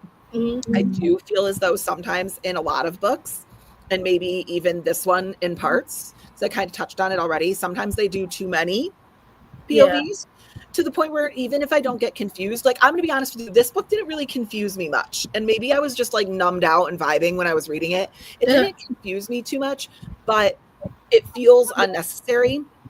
And it, like, similar to how short chapters make me move through the book faster, sometimes switching POVs too much throws me off. Like it's like an abrupt shift in the story, and it like takes me aback a little bit. I found that here, and I felt that some of the POVs were unnecessary. I didn't think the other was necessary. I'm going to stick to this. I'll die on this hill. I didn't think it was necessary. And even like, see, I liked Vea's point of view, and I think it's going to be necessary, but sometimes there were Vea chapters where I was like, did we need this? Like, this could have easily been worked into a conversation with Rave. You know what I'm saying? Like, yeah. You know what? All that to say, I hope we do get more POVs in the next book now that we kind of know who these characters are. Like Grimm, I want a Grimm chapter. If I do too, because he was interesting. The fact that he went to I'll get that dragon egg. Yeah, I want to see that. And like Kyrock, he would be fun to like be in his head. And I don't remember. Did we see if he ever came back with that dragon egg, or is he like we don't know anything yet? I don't remember. He left and did his thing, and we haven't seen him since. I actually also wish we had gotten a little bit more of Hadrian's journey. I feel like that was kind of quickly. Oh, her brother. Mm-hmm. Yeah. It's like he got injured, right? And then he was basically. And she was protecting the egg. Yeah. Yeah. Yeah. So I would love to see him make it back with that dragon egg. I hope so. His dragon had died. Yeah. And that's why he wanted, right, like a new companion in a sense. Mm-hmm. So I thought that was interesting that she even kind of touched on grief. I mean, it was very brief, but I thought that was. I didn't like hate it, I guess you could say. I do agree with Lyndsay about like we didn't necessarily need a chapter from the other, only because we're still technically in Rave's body, so it could have been from Rave's perspective still. So I didn't feel like that was really necessary. But I did, the other point of views, I felt like, I mean, there weren't really all that many, in my opinion. Like, I know too many point of views will definitely turn me off. There was like, I could have done without Vea's too. Like, I didn't really mind Vea, but I didn't necessarily feel like I needed to be in her head either. I was more interested in like, I think I like being in Khan's perspective the most overall. But I felt like there was a decent amount of POVs where it wasn't too much that it turned me off, but there's just a couple like the Vea's point of view I just didn't feel like was I didn't necessarily need to be in her head thinking her thoughts, I'm like I could have done without that. Like I don't really care too much about her. But it was Dana. Justice for Vea. Yeah. I'm not saying taking back a character. I just didn't feel like I needed to be in her head. I didn't mind like the other or Vea's because I feel like Vea, she knew she was in close relation to Eluin. Yeah. Her life, I guess. I don't know how to say that, but she trained her, right? So she was very much, I would assume, like a close friend. If what we know or believe to be true. I mean, so I didn't mind the different POV. I hope we get more. I really do hope we get more in the next one. When Khan first showed up with Rave and Eluin, or not Eluin, Vea and who was the healer? Agni? What was Agni? Yeah, you saw a little bit. I felt a little bit of dynamic when Vea first laid eyes on Rave, and she was like, "Is that who I think it is? Like, how is this possible?" I saw a little bit of like a connection with them. You could tell that it affected her seeing her again. So I didn't mind it. Once again, do I think it was necessary? Maybe not. But I don't know. Let's see. Maybe in the second book it will be.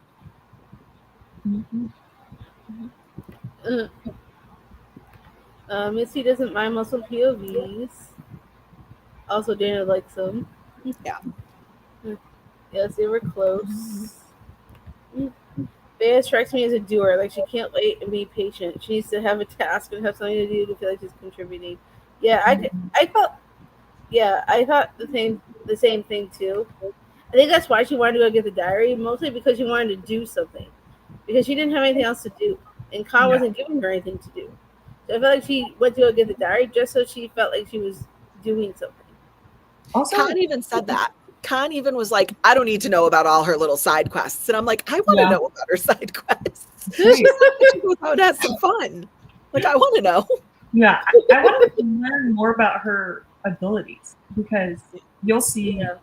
Lyndsay in a future chapter, possibly. Um, her powers, but like we don't get backstory like you've said about a lot of things. So I'm curious to see more of that in the next book for sure. Mm-hmm. Wait, Yeah. this is making me excited to finish. I'm weird. Like, I don't mind a spoiler every once in a while. Like, sometimes I do. Sometimes it makes me mad.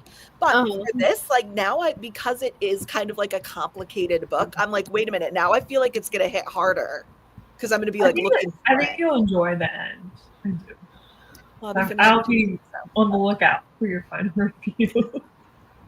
It works into a video I'm filming right now too. It like worked in perfectly. So Oh, sure, I'll go on a rant. We got a couple more questions. Well, there was one that we already kind of talked about, so I'm skipping that one. But how does the romantic and fantasy elements interplay in this book? Are there times when fantasy enhances or conflicts with the romance? Or if you think it did or it did not? I'm going to be honest. For me, I wouldn't classify this as romantasy. For me, this is fantasy romance. And that I think happens in a lot of long amounts of slow burn, like long slow burn books. However, I did think that there were epic fantasy elements like the journey and the different worlds, and each of the worlds had a different political system, and there were different villains and you needed to know the family lineage, and you needed to know the powers, and you needed to know, I felt that this was more fantasy with a subplot of romance than a romance with a subplot of fantasy. I have a weird feeling, just my gut says the second book will probably be a little spicier than this one was, just because we're going to start out with a different dynamic between the characters. So I could be persuaded, maybe if that's true, that the next one will be romantasy. But for this one, I thought that this was much more of a epic journey fantasy book with like a very small subplot of romance. For me, I don't feel like the focus was necessarily on the romance. It's there's an undercurrent of it, but I didn't feel like it was the focus. So I don't really feel like it conflicted. Like, I like the way it tied into the story, and I think it made sense. It's not like the romance was just thrown in there to be thrown in there. I think it made sense in the bigger story. For me, it was more the amnesia trope that kind of conflicted with the fantasy more than the romance. Yeah. For me. Yeah. I have to agree with that, actually. I felt the same exact way. It was like an unrequited love because, Khan obviously was completely in love with her and still has been, for all these years. He was playing the long game.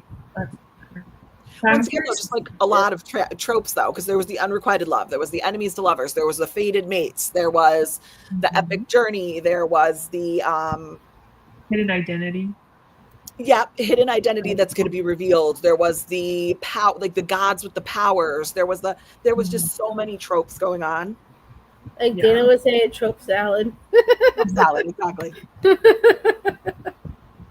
And I know she hates trope salads. I wonder, Dana, did that bring down your rating a little bit? Did the trope salad play in?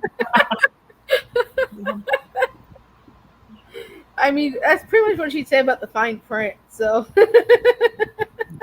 man, did I numb out and read that book? I liked that book, but it was brainless. Like, it wasn't. Yeah, which is like my brand, so makes sense. But I do agree with what you said about the fantasy being more important than the romance. Like, it was like a romance subplot more than like a romantasy. And I did feel like it had like that whole world thing going for it. Like, it was pushing the fantasy more than the romance was being pushed. because the fantasy was more important to the story. This romance was came in somewhat later, and it like took a bit of a backseat. And I think I prefer books like that than a full blown romantasy. As much as I like romantasy, I'm starting to realize I think I really love fantasy with a romantic subplot, because then I get more story, not just the romance, And I happen to really like that. Has to be done right for me because I'm like a smutty reader. So a lot of the times, like I read the book looking for the romance and looking for the smutty scenes. But when it's done right, and in my humble opinion, this one was, for me, it was done right.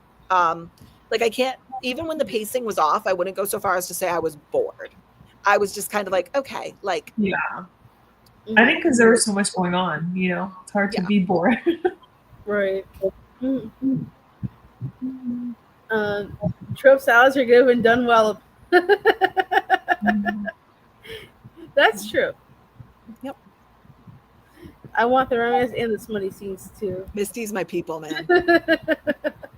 I mean, if you want a good smutty book, I would recommend Kiss of the Basilisk. That was a crazy smutty time. But once again, with a great world and a great plot and a great political system. Like I said that when I read that book, I was like, wait, like it had great spice and smut and it was the main point of the story, but it also had great characters and great world system. It was cool. I like that book. That has an audiobook now, so I'm sure I'll get to it much sooner. I do recommend that one just because I read it all in one sitting. I stayed up all night. Gosh, that's a huge book. I read it on my Kindle because I borrowed it off of Libby, and I read so much faster on my Kindle than I do a physical book. I just read something else that I like, not like, I don't want to say I compared to it, but I said there were like elements that reminded me of Kiss of the Basilisk, and now I can't think about what it was. I'm trying to look it up. I mean, it was seriously, Kiss of the Basilisk was a crazy freaking time, but I loved it. That's what I hear about it. Now I might audio is a choice. I'm thinking about I'm thinking about some of the scenes, and I'm like, huh, okay. Well, that's the only way I'm ever going to read it at this point. But thankfully, it has released like very recently. So, and I was shocked, honestly, on Kiss of the Basilisk having such a political subplot going on. I did not expect that, and I actually really enjoyed that. I thought it was obviously like erotica, but it was like erotica with a plot. Which is intriguing. I know what book I was talking about. It's Feathers So Vicious by Liv Zander. I said I felt the same way, that it was erotica with a plot. What I will say, for anybody who's taking this as like a recommendation, it is Feathers So Vicious is dark on a level that Kiss of the Basilisk isn't. So like, I don't have triggers, but check your triggers. It is dark. I remember watching your video and you were talking about that particular book, and I remember some of the triggers that you mentioned. I'm like, okay, I'm taking this off my wish list now because some of the things that you said are slightly triggering for me. Yeah. So I ended up just taking it off my TBR. Just for like anybody that's on this live who reads Kiss of the Basilisk, I want to make sure that I'm saying I'm not like comparing the storylines.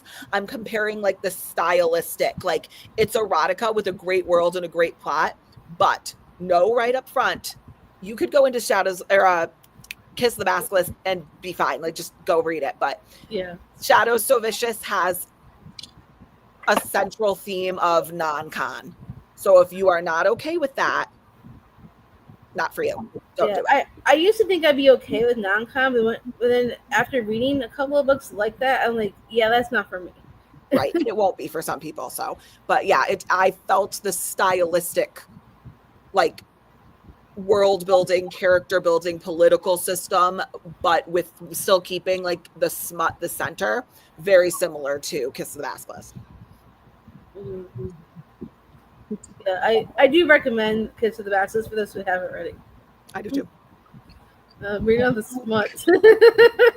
I know Dana loves it. Missy's adding to her TBR. as well as Dana. You won't be disappointed. We're locked in. But I just got another one that was like that too. Oh, apparently I've already added access to my TBR and Goodreads. Nice. It's good. Yeah, I haven't read the second one yet, but Shadow So Vicious is good. It's like a crow shifter too, which is cool. Yeah. Everyone's adding to their TBR. But yeah, like for this particular book, for When the Moon Hatched, I would definitely classify it as more fantasy with a romance subplot. But yeah, I think I've heard Game of Thrones being compared to that. Yep. A little bit. Where it's mostly fantasy with a romantic subplot. I've heard that. I've also heard that the same case for Outlander. I've never read Outlander, but I've heard that it's fantasy with a romantic subplot. Oh. I could see the Game of Thrones reference with this. And obviously it's like the obvious one is the dragons, right? But like I could kind of see it in the dynamics with the political system too. So yeah. I think hopefully it gets expanded more in the second book. I hope we get more dragons in the next book. Me too. The ending leaves with threats unresolved. What do you expect or hope will happen in the sequel, and what unanswered questions bother you? Tell me. The magic system? I just want to know how it works and like, you know, I have a better understanding of it. I think like for fantasy, obviously like that's kind of a big plot, you know? Personally. But again, maybe I'll understand on a reread because, you know, I was just trying to finish it for this live show. I'm hoping for more dragons. Absolutely. And to learn what happens to Grimm. Right? Yeah. I need to know. And I assume we're going to see the twins more. Because, like, they were only mentioned briefly a few times in this whole thing. And their worlds. A little bit more about their worlds, too. Exactly, yeah. Yeah, and I hope we find out more about who this Arkin character is. Oh, yeah. Well, I want more sex, so. I hope you like that, Lyndsay. And less masticating. For me. That's my take. Did you say less masticating? Or none? Even better. It's the central theme for me. I also hope in the second book they touch more on the whole like the god and goddesses being in their heads. Yeah. Like, we really get that like in the beginning of the book, and then it doesn't come back. So I'm hoping in the next book they touch more on that and give us some more of that. Because that was a big part of the book. Yeah. I don't think that was developed well enough. And even like wearing the beads of the gods that you have a connection with and can hear. Like, and that's, I think, what Karina was going into with like the magic system too. Like, I'd like to know more about that. I'd also tying in those two things with like the magic system and the dragons. I would like to know more about the connection between the dragons and their riders, because Khan spoke to Rhaegon. And I would like to know like more about the relationships when you're bonding. That reminded me a little bit of Fourth Wing, actually. Yes, exactly. So I can see why you get that Fourth Wing aspect in there, kind of the way they communicate. Fourth Wing, they could talk to them without having to speak, and we didn't really get that. But they had languages in this that they talked to the dragons, and he'd be like, "Rhaegon, don't." And Rhaegon wouldn't. So he was like, he clearly understood him. That's the other thing in the audiobook that I realized on this that I don't like. I don't like the other language. It weirds me out. That's interesting. I wonder how he like shaped that after. So I'm annoying, and I opened the book when the audio narrator would be reading it, and the letters didn't match up. It's like Simlish. Yeah. So that's my take. Yeah, I mean, there's so many unanswered questions. I can't wait to find out more about their daughter. Yeah, and what she play and her perspective and how that plays in. So I would love to see a point of view of what's her name again? Their daughter's name. Izari something. What? Yeah, something like that. Kazari. I would love to see a point of view from her in the next one. Oh, also her little love story with the ether stone. Yeah. Like, can we get more about that, please? And Kizari. Yeah, yeah, Kizari. Yep. I definitely think we'll probably get some more romance in the next one. Yeah, For sure. I'd be shocked if we did it.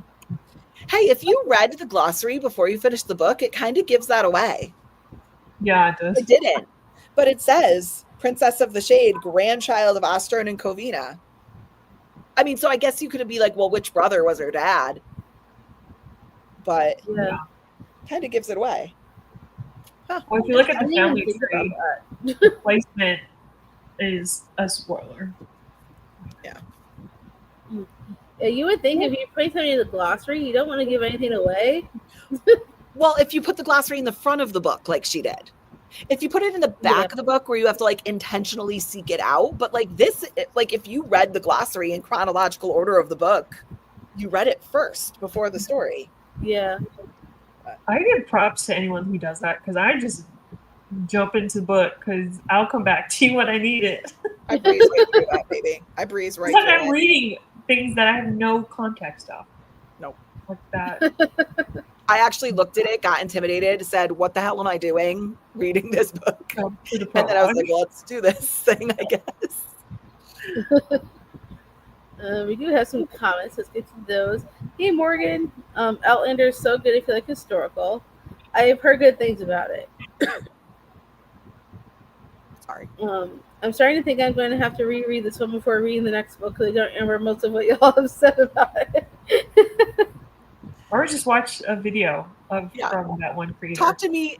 I was just about to say 6 months. Talk to me in 6 hours, and I won't remember most of it. So, Minutes or so. me too. I'm actually very good, for the most part, at remembering what I've read. Unless it's been like years and years, that'd be a different story. But like, even if it's just in the same year or like 2 years ago, I can still remember it. Depends on the book. 99% of what I read, I forget once I close the book. But with some books, I can tell you exactly what happened. Like it sticks with me. Right. You have after you finish this one, Lyndsay, you have to come back and let us know what you're gonna end up rating it. I will. So I'm curious. Missy, I just read it and there's some things I don't remember too. LOL. I will need to reread. Yep. I'm so not looking forward to it, but if I plan on reading the second book, I fear it's unavoidable. Or just like we said, find like a SparkNotes version, like a video of someone summarizing it. You could literally go on YouTube and Google like summary of when the moon hatched, or even like I bet you some blog has written a blog on it, and just read the summary. Save you a lot of hours. I mean, there's so many booktubers out there. I'm sure somebody's probably done like a recap. So I'm sure somebody probably has something. Yeah, hopefully. I could never. I don't remember any important things. The Kindle edition, the glossary, and family tree are at the end. Oh, okay. On the Kindle edition, yeah. I didn't know that. What about? I know in these two versions they're in the front. I'm gonna look at the Fairy Loot version. Oh, Fairlight's in the back. But the Fairy Loot edition is so pretty. But I didn't love the book enough to get like a special edition. So, I mean, I'm probably gonna unhaul my copy anyway. Yeah, it's in the back. But the special edition is so pretty, though. It is really pretty. I like the artwork. I'm looking at it now. I hadn't even looked at it. I like how the trigger warnings. There's a boob grab on the back. What? Look. Oh, we didn't even talk about that scene. We get more of that in the book. Why is his hand so huge? We've gotten more of that in the book. That's a whole lot of false advertising. That right there, false advertising. That whole scene was interesting with the fluttering, where the dragons are literally doing it in the air, causing destruction around them. Like, and then they're just having a little festival to celebrate. That was interesting. Why does my book keep adding of? Autocorrect Text. is insane sometimes. Heavy on the preposition tonight, Dana. Oh yeah, I agree, Morgan. Fairly knows what sells. They do indeed. Yep. Do we ever talk about our favorite scenes? I don't think we did. Ooh. Favorite scene. Gosh, there's a lot to sift through. I have any memorable scenes, if anyone has any. For some reason, I was really locked into the scene where Essie, like, she was in her room and she was asleep, and then she heard a noise and she went upstairs and found Essie bleeding, and then burned the apartment down. That was really memorable for me. I think I had a moment too where I was like, is there someone currently in the apartment? Like, how did they get in? Because I thought the element of their apartment really interesting, where they had warded it so no one knew it was there. And like, you couldn't see the window through the rocks and stuff like that. I thought that was really cool. That scene stuck with me, and it was like fairly in the beginning. Yeah. I liked the prison. My favorite scene was when Rave turned into Cleode, when she was like ripping everybody apart. Like, taking vengeance. Fun. It was so gory, but I was loving it. Well, and then I liked when she got captured and he like took out the whip and he like put the fire around her and twirled her in the whip. Like, that's what I'm saying. There was tons of good action. Yeah. I was locked in. But that was one of my favorites, I think. Plus, I also really like any of the scenes that Khan's dragon was in. I just love his dragon. Rygon or Rygon, something like that. Yeah, Missy and I are on the same page here. Yeah.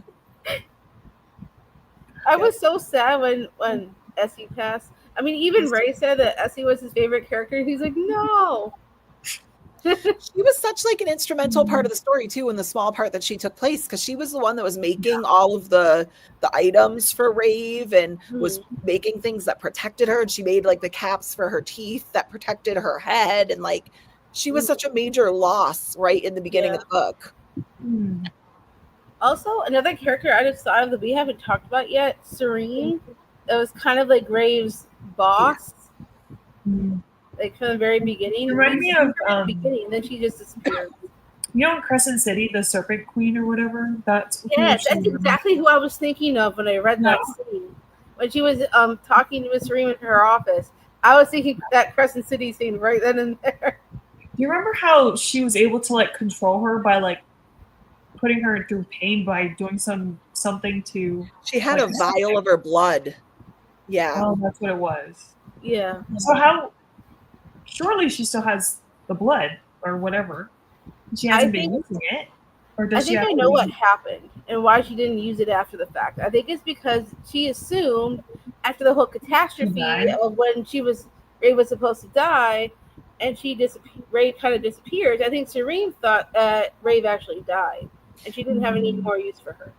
Well, and also come back. Yeah, I think she thought she died when the dragon took her away, but also it was like I never saw her use the pain with the blood long distance. I kind of assumed she needed to be close to her, like a certain vicinity. Yeah, because she did it like when she was across the desk, but it never said that she could be like buildings away and do it. So maybe she was just too far from her. I thought that could have been an interesting like magic system like tidbit. Like it'd be interesting to expand on because she said she could use that vial to do stuff to Rave. So I wish we had more like understanding of that, and more like if that's the only instance it was the only time that ever happened in the book. That vial was introduced. Serene was a healer too, because remember when she found Essie bleeding, she was like, we have to get you to Serene, like we have to get her, and she was above that like apothecary, and she was like, we have to get you to her. And then she said something about like, but you know that if I bring you there, Serene is going to take some of your blood and you're going to be linked to her now too. So. I mean, as far as I know, they're still linked. We don't know anything about what's going to happen with Serene now until like if Yeah. she even gets brought up in the next book.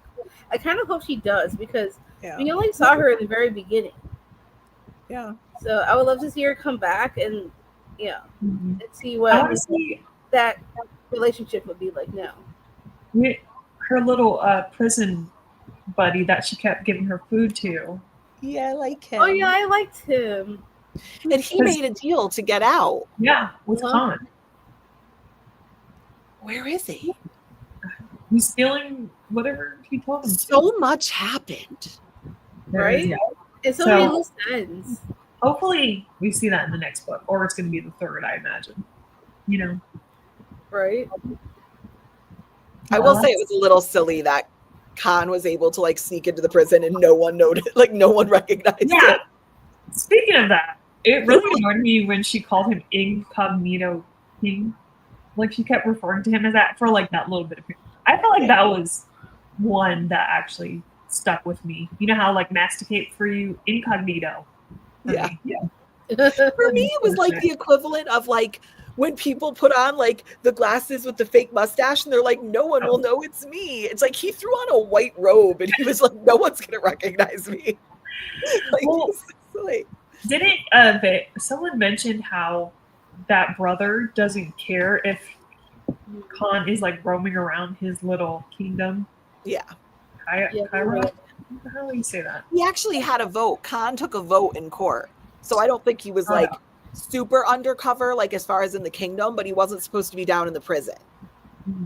Right. But I'm like, he could be in court and people are like, oh, hey, Khan, what's up? And then he puts on this robe and they're like, no, go ahead into the prison. No one knows who you are. Like, no one recognizes him because he's in a robe. It's weird. So I know if you guys have any quotes that you thought were really good ones, or I don't like writing in my book, so I don't highlight normally because I did highlight. but I know a lot of I people have a love Kindle. doing that. So only quotes, like I'm sure there were a lot that I liked in here, but I only have 4 because it was only when I was reading on my Kindle. Right. Yeah. I like this one part where Khan was just so in love with her, and I don't remember what the scene was. But anyways, it says I guess this is his POV.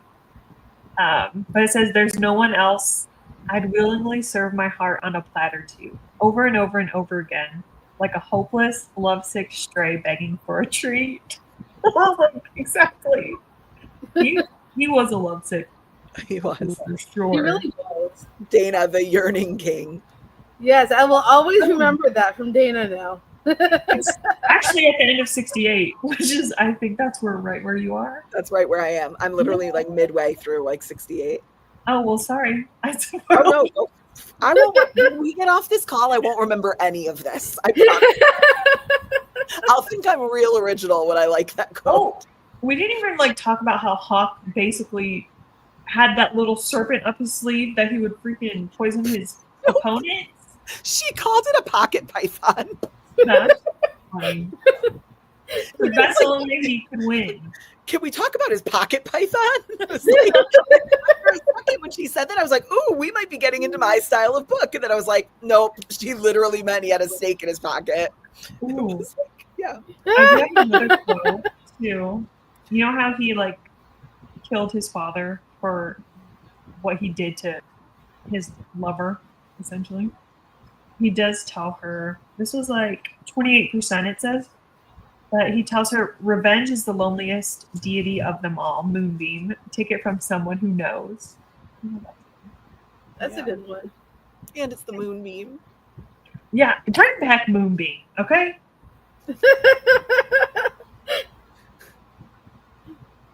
Mine were all in. So I switched over to the physical and the audiobook. So mine, I highlighted 4 things in like the beginning 11% of the book. So mine were all in the beginning. Uh-huh. So I said, companionship is something I work hard to avoid and mostly succeed. The harder you care, the more fragile everything seems. Easier to just not. Yeah. I liked that. And then I liked Survival's funny. Some wear it like a whisper, others like a scream. Mine's a scorched skeleton of flame-forged rage that keeps me upright and keeps me moving forward. I did highlight that one. And then I liked sadness is like stones that stack inside you, making it harder to move. Ignorance is my self-preservation tonic, and I'll swear by it until the day I die. And then the last one I highlighted was broken things make the sharpest weapons so long as you fetter them to yourself so they don't fly away. I like that one. So there were definitely some good writing elements. Like it was just maybe the plot that kind of lost me at that point. Yeah, like I know a lot of people say that this particular author, like her writing style, like people are usually either really, really love or they really, really hate. And I've heard a lot of people really do not like the writing style more than love. Well, I liked it. But she had some good quotes, though. The pacing, I think, is what gets her. Yeah. But I've also seen similar things about To Bleed a Crystal Bloom and what is it, To Snap a Crystal Stem or something is the second one. I've seen similar criticism about that series as well. And that, for me, I could see being a little bit more of a problem because I think it's like a loose Rapunzel, like fairy tale retelling. And that's tricky for me. So. I mean, I had no problem with the writing style in this one. It was just a little, the pacing was just a little bit off. But overall, I didn't have any trouble with the actual writing. Yeah. So I would definitely try another book from her and see if that's, see if it keeps my interest. Like, I do want to try To Bleed a Crystal Bloom because I've heard better things than When the Moon Hatched. Yeah. At least. I've also heard really not good things about that one, but maybe knowing like how her writing is like based off of this book, maybe that could help when you jump into something else by her. Yeah, because I heard that one's like a. Sorry, go ahead.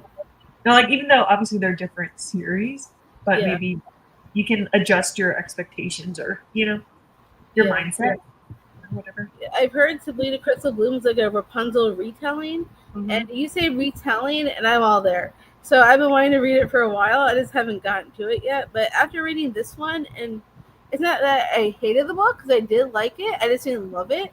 But I feel like maybe that could be a little bit different with the retelling. So I do still want to try it and see if that makes it any different for me. Hopefully you like it more. Yeah, definitely.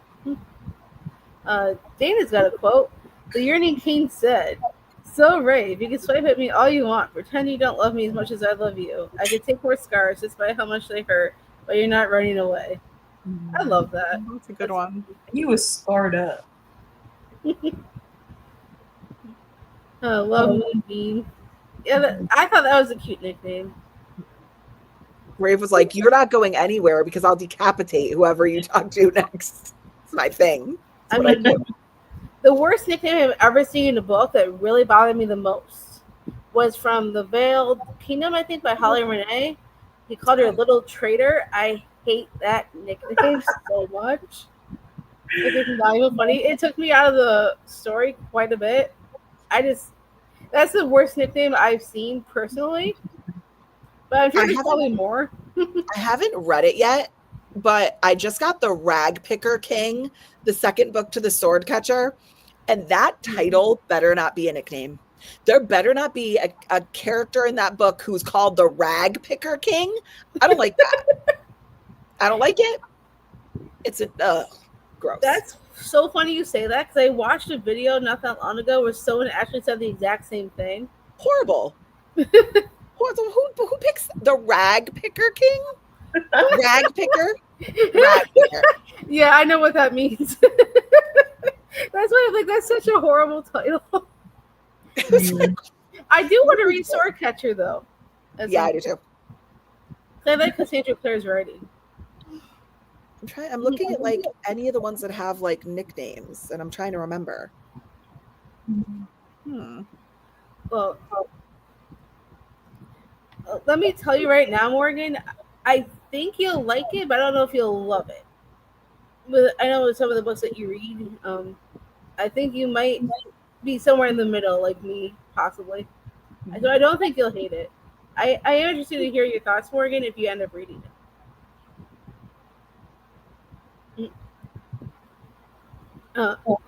Yeah, I wish that was a feature, Misty. The like comments in the chat. That'd be kind of cool. Same. It has some pacing issues, but it's also interesting enough to make you want to know what's happening. For sure. Oh, in case you don't know, Book Panda, her name's Morgan. She will be our guest host for October.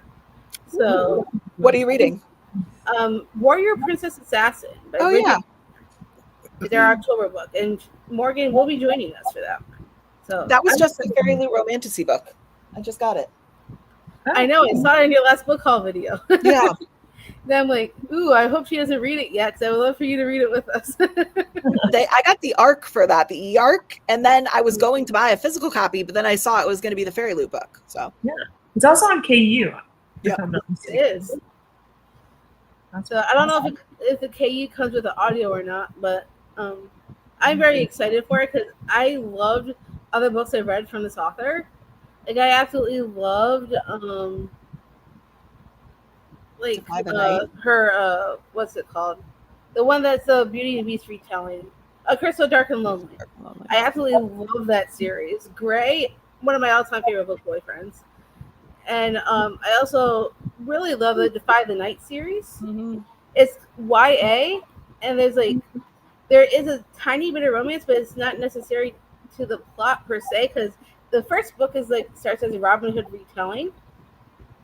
Oh, that's cool. And then it just evolves from there, and it's amazing. I absolutely love that series. I even got Ray to read it. He read that whole series too. He was addicted from beginning to end. He loved that series, and he does not like romance, but he loved that series. Yeah, I own him. I've heard good things about him. It's so good. I absolutely had a great time with it.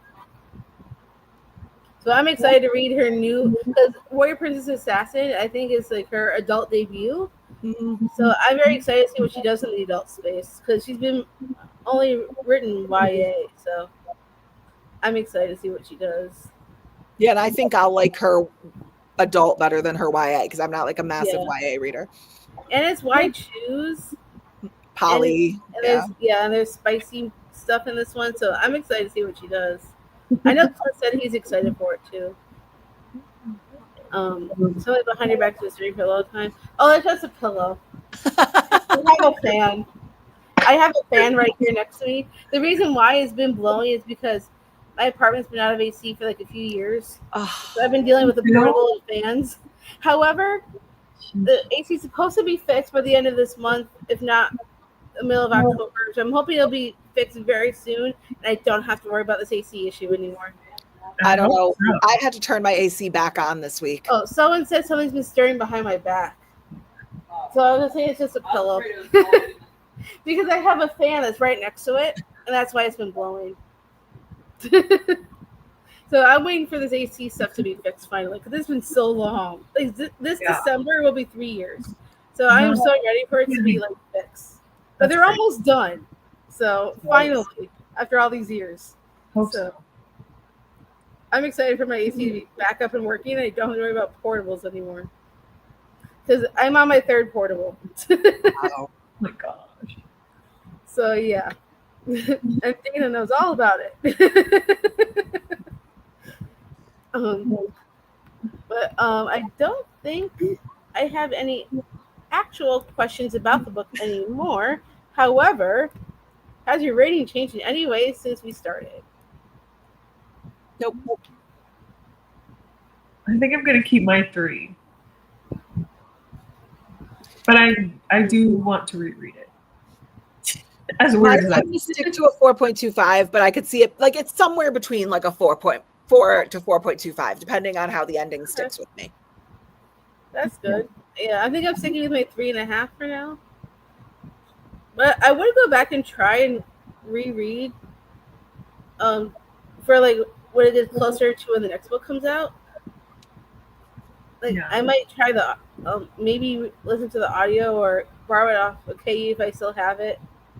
So at least, because I'm sure I'm going to be unhauling my physical copy, so I'll probably just get a ebook version to just refresh. Or if I decide not to, I could just watch a recap video if I could find one. Yeah. But yeah, I think I'm sticking with my rating at 3.5 for now. Because it wasn't bad. I didn't hate it. I just didn't love it. Yeah. And there were parts I liked more than others. So Yeah. I can see potential, I think, in the story. definitely. We don't have AC either, so another struggle. Yeah, it's rough. Nope, Lucy's staying with her rating. I'm also sticking with the 3, but it could go up when I reread it. Yeah, sometimes with the reread, sometimes once you've discussed it, it makes it easier to understand. So when you go back to it, you're like, oh, okay, I get it now. Mhm. I'm sticking to my 2.5. Maybe when I reread it, I will like it again if I reread it. Yeah. These That's books a are big so if. hard to commit to a reread because they're so long. Like a little 350-page reread, I feel like that's not as hard to commit to. But Right. I could like committing to something this chunky. I get it. I get it. Right. I get worn out again. Yeah. And this is the longest discussion we've ever had in a book. I think back in July when we had Karina for the V.E. Schwab book, we Yeah. went 2 hours on that one too. But this was over 2 That was- hours. We had a lot. There's a lot to discuss, for sure. Mm-hmm. There was. Have you read the new V.E. Schwab yet, Lyndsay? I think you Yeah, I have. read Invisible Life, and then I read Vicious. And I think that's it. Karina loves V.E. Schwab, so I'm sure she probably recommends most of her books. Oh, for I sure. own them all, but I mean, Yeah, we enjoyed her new one overall. My dog yeah. is named after a character, one of her characters. oh wait, which one? Darker Shade of Magic. Oh, okay. I have it. I haven't read it yet. I just Don't got read I it found this yet. signed edition. I'm worried everybody right now not to read Darker Shade of Magic series yet. There's a reason for it. I wonder why. The suspense. I actually found. We have plans. I went to go and pick up Bury Our Bones at Target, and I found a signed copy, which was kind of cool. Mm-hmm. Yeah, she did, they did sign all the first editions. So that's a good steal. Because sometimes they just run out so quickly. Yeah, but that is a perfect fall read. I hope you like it. Yeah, the vampires and in her new one, the Midnight Soil one, I really really enjoy the vampires from like the history, leading up to the present day. So I do recommend. Yeah, it's like a 3 different timelines. I think like the first time I read it, yeah, I gave it like a 3-star, and then after our discussion, I went up to a 4. Love it. Cool. So yeah, I definitely recommend for sure. I grabbed it. It's back there somewhere. Just don't read her series yet. I haven't yet either. Yeah. There's plans in the works, so hold off on that series if at all possible if you haven't read it yet. And I will let you know. Because we got plans. I read the Monsters of Verity duology and the Cassidy Blake series. I've heard of them. I haven't heard very many reviews on those ones though. For Cassidy Blake, that's a middle grade, but it's really good. I've enjoyed what I've read from it, but I know Clint doesn't like it. I think because he said there was too much Harry Potter references, but I don't remember. I know I have City of Ghosts on my wish list. I've been wanting to try. Perfect time to read it. Mm-hmm. I have so many plans for October, and I have so much going on in October because I have my sister's wedding at the end of the month. I'm in the bridal party. I'm one of the maids of honors. And then I also have a concert I'm going to. I get to see Jesse McCartney in Orlando. I can't wait. And then we're seeing a play. What's the one with the Venus flytrap again, Ray? A Rocky Horror Picture Show? No, the other one. There's another one with a plant. Oh, I feel like I'm trying to remember what the name of it is. It's like I always want to say Rocky Horror, but I know it's not Rocky Horror. It's like a Little Shop of Horrors. That's it. Little Shop of Horrors. Yeah. Yeah. That's what I was thinking in my brain. Yeah. Yeah, so we're seeing that as well. It's all the same weekend as our live show for Fiction Falls too. So right now we have planned for I haven't posted it on the Instagram yet, but as of right now, our live show is October 25th at 2 p.m. Eastern. As of right now, hopefully that doesn't change. It depends on Morgan's plans because Morgan's joining us. So if you haven't checked out Morgan's channel yet, her YouTube name is Book Panda. She's been commenting, so I would definitely check out her channel. She reads a lot of fantasy and she reads some sci-fi. She reads like a little bit of everything for the most part. I really love watching her videos when she talks about like new releases coming out. You have to check out her channel. Yeah, she reads mostly fantasy. I think that's her main genre. So we're excited to have her for October, and I will put everything on the Instagram probably tomorrow. Perfect. Either tomorrow or Tuesday because October 1st is Wednesday. So I want to make sure it's up in time for October so everybody knows when the live show will be. And if you're just tuning in now and you don't know what the heck I'm talking about, Fiction Falls Book Club. I'm the Clint and I are the hosts. Karina and Lyndsay were this had very.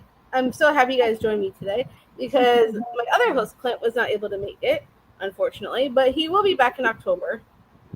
So we can talk about our next book, which is Warrior Princess Assassin by Bridget Kemmer. If you're just tuning in, we also have an Instagram. I will have that link down below if you want to follow our Instagram. That's where I post all of our information of when we're doing shows and stuff like that. So make sure you keep updated on that if you want to join us for any more books. I did announce, I think in my last announcement for our last quarter picks, November, if you want to go ahead and try and look for November's book, is North is the Night by Emily Rath. And then we're taking a break for December because of the holidays. But we have major plans coming to you guys in the new year. I am so excited because one of the hosts I was able to get, I seriously cannot believe she said yes. So I'm a booktuber, and I cannot wait I can't believe that she's actually joining us. So I'm excited. So if you want to stay tuned for all the fun stuff, make sure you follow the Instagram, follow me, follow Clint. His channel is Reads Readers. If you want to see these lovely ladies again, make sure you check them out down below. Karina is at She Dreams and Words. Lyndsay she is booked and busy. And I also love their channels. They're the best, and they're my besties. So of course you gotta check out the besties. And and I thank you both so much for joining me today. I don't know what I would have done with Clint not being able to make it this time. So I really appreciate you guys being here. You would have been fine. It would have been a lot more locked in without my chaotic presence. Yeah. Well, I'm excited for you to actually finish the book and then come back and tell us like yes. Oh, I'll be finishing it tonight. So yeah. Yeah, you have to put in me. You have to put in the group chat of the three of us, so that way we can. Because I'm sure Karina will want to know too. Yeah. Oh, I will. I will tell you. So I'll have everybody linked down below so you can check out their channels. I want to thank everybody for being here that read the book and came to join us. It makes my heart so full that you guys all read it with us, and I love that you guys are keeping on with it. And also, I always forget to say this in my videos, but we do have a Discord now. So I will make sure after this is over to link down the Discord if you want to join our Discord, because we do all kinds of fun stuff in there. We have like a song of the day. We have Ray's thought of the day. We have my question of the day. We do all kinds of I also put like chapter breakdowns for the book that we're reading for the month now, because we did a readathon back in August, so I decided to make that Discord into a book club. So I figured, for those who can't make the live shows, you can still talk about it in there with us. So I will make sure the Discord's linked down below if you want to check us out and keep up with all the books that we're doing. It's a blast having everybody here. So thank you all for being here, and thank you, Karina and Lyndsay. Couldn't have done it without you guys, and can't wait to hear your thoughts when you're done, Lyndsay. So again, I just want to thank everyone for joining us, and hopefully we will see you in October for our next book, Warrior Princess Assassin. If you want, maybe I'll go ahead and also link down the Amazon link if you guys want to look at the book and get it for yourself. It is on KU. So you have KU is on there. Morgan will be joining us.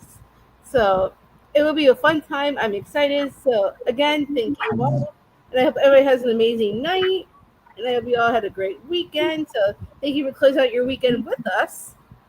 And we love you all. Thank you so much. And we will see you all in the next video or next Thanks for live, having me. wherever that may Bye, be. guys. So we'll see you all then. Bye, everyone. Mm.